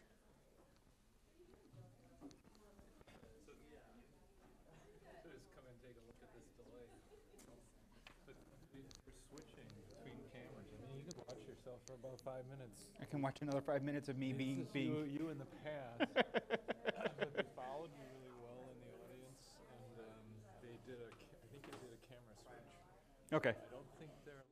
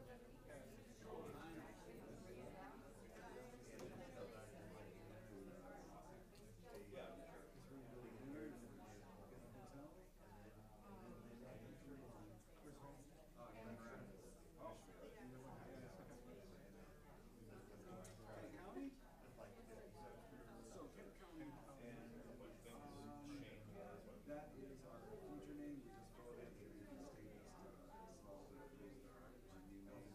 We can take out free content now, just can't count it.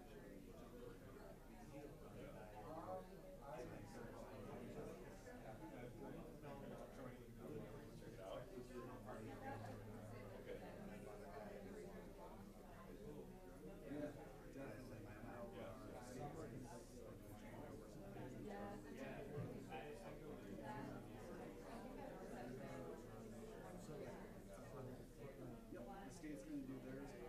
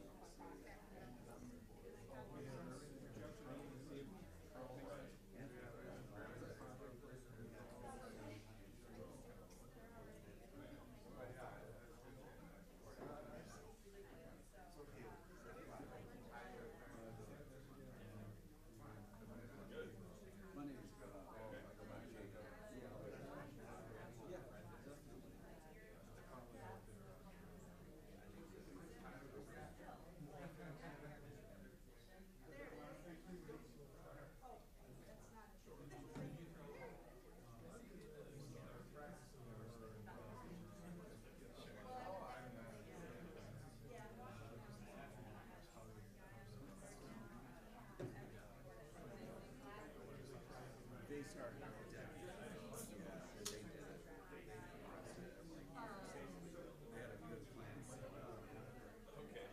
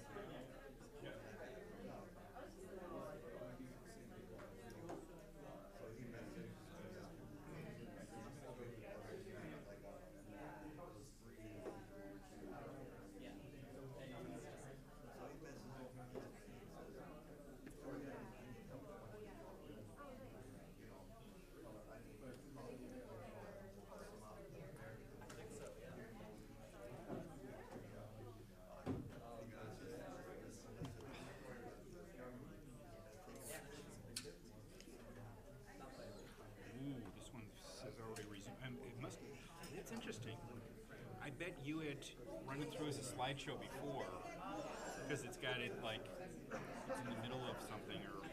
Oh, I don't know. I don't know if it, well actually, I don't know if that's saying resume this slideshow or the intro slideshow, which is just one slide, or they're developing something. Quite honestly, I'm kind of a noob when it comes to PowerPoint, so The problem is that I keep flipping between enough different versions that I can't remember how it all works. Because every time I get on there, it's like, oh, it's a new version. Yeah.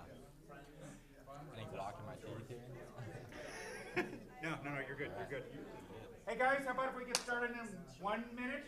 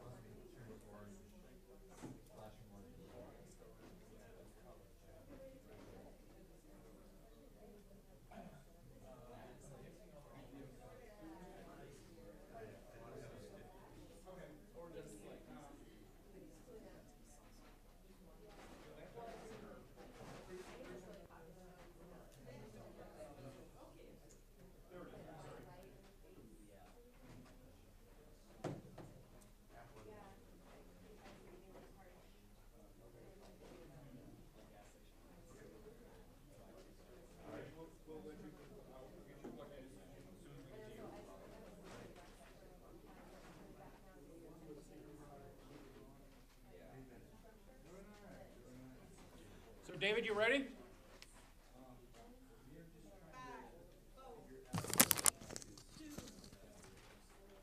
Is it time for it to get a new battery? Do we have the battery here today?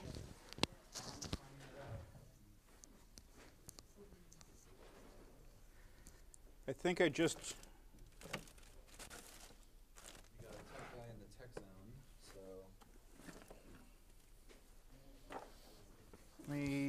Okay, so we're trying to figure out on that one? Yeah. Yeah, it's flashing red and orange, which is...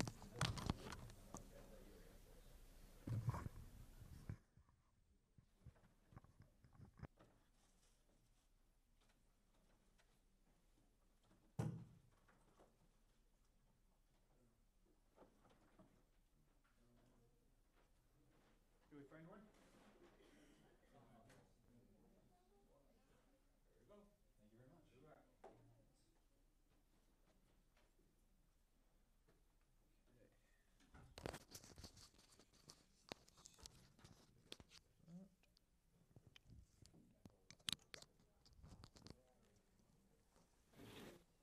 Thank you kindly. To keep them a little bit apart. So Oh yeah, does it? I was specifically putting them apart from each other, otherwise they choke on each other. Got it. All right.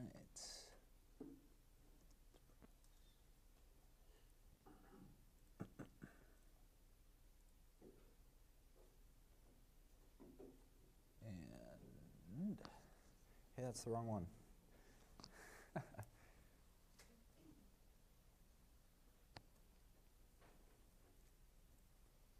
Thank you very much. Thank you very kindly.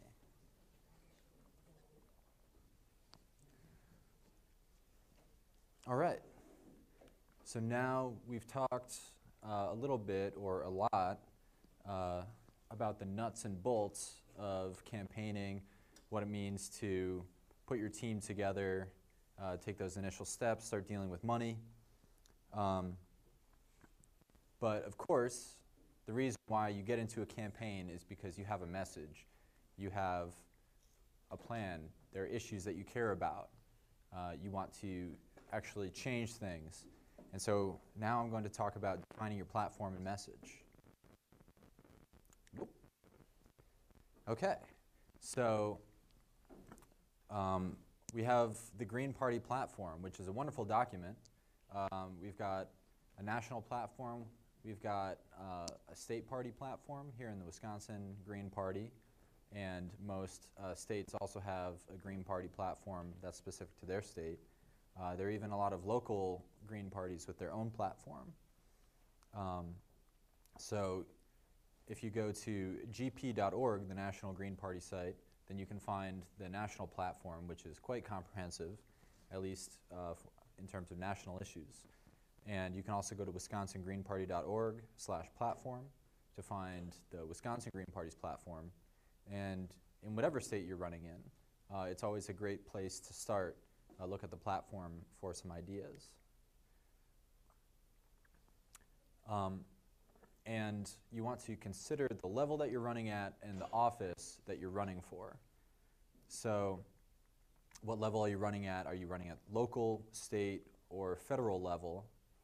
And what are the duties and jurisdiction of the office that you're running for? So look at the corresponding Green Party platform for the, whether it's local, state, or national, for ideas about issue positions that are appropriate to the office you're seeking. So you want to make sure to match the level to the platform, right? So if you're running for local office, look at a green platform in your community or other communities in your state. There might not be a local platform for every single community, but in Milwaukee, okay, well, what do Madison Greens have in their local platform? Maybe you can find some ideas and inspiration there. You can even look at, okay, what do the Chicago Greens have in their platform for their city? For state legislature, you might want to look at the state party platform and see, okay, here are ideas for improving our state and for changing state legislation. If you're running for federal office, you likely want to look at the National Green Party platform. And you can look at all of the above, plus other candidates' platforms. You can look at candidates in other states, candidates for other levels. Of course, you probably want to be looking for issues that may be particularly important for your state. So usually that, again, if you're running for state legislature, the state party platform is a great place to start. So you also want to consider the jurisdiction of the office you're seeking.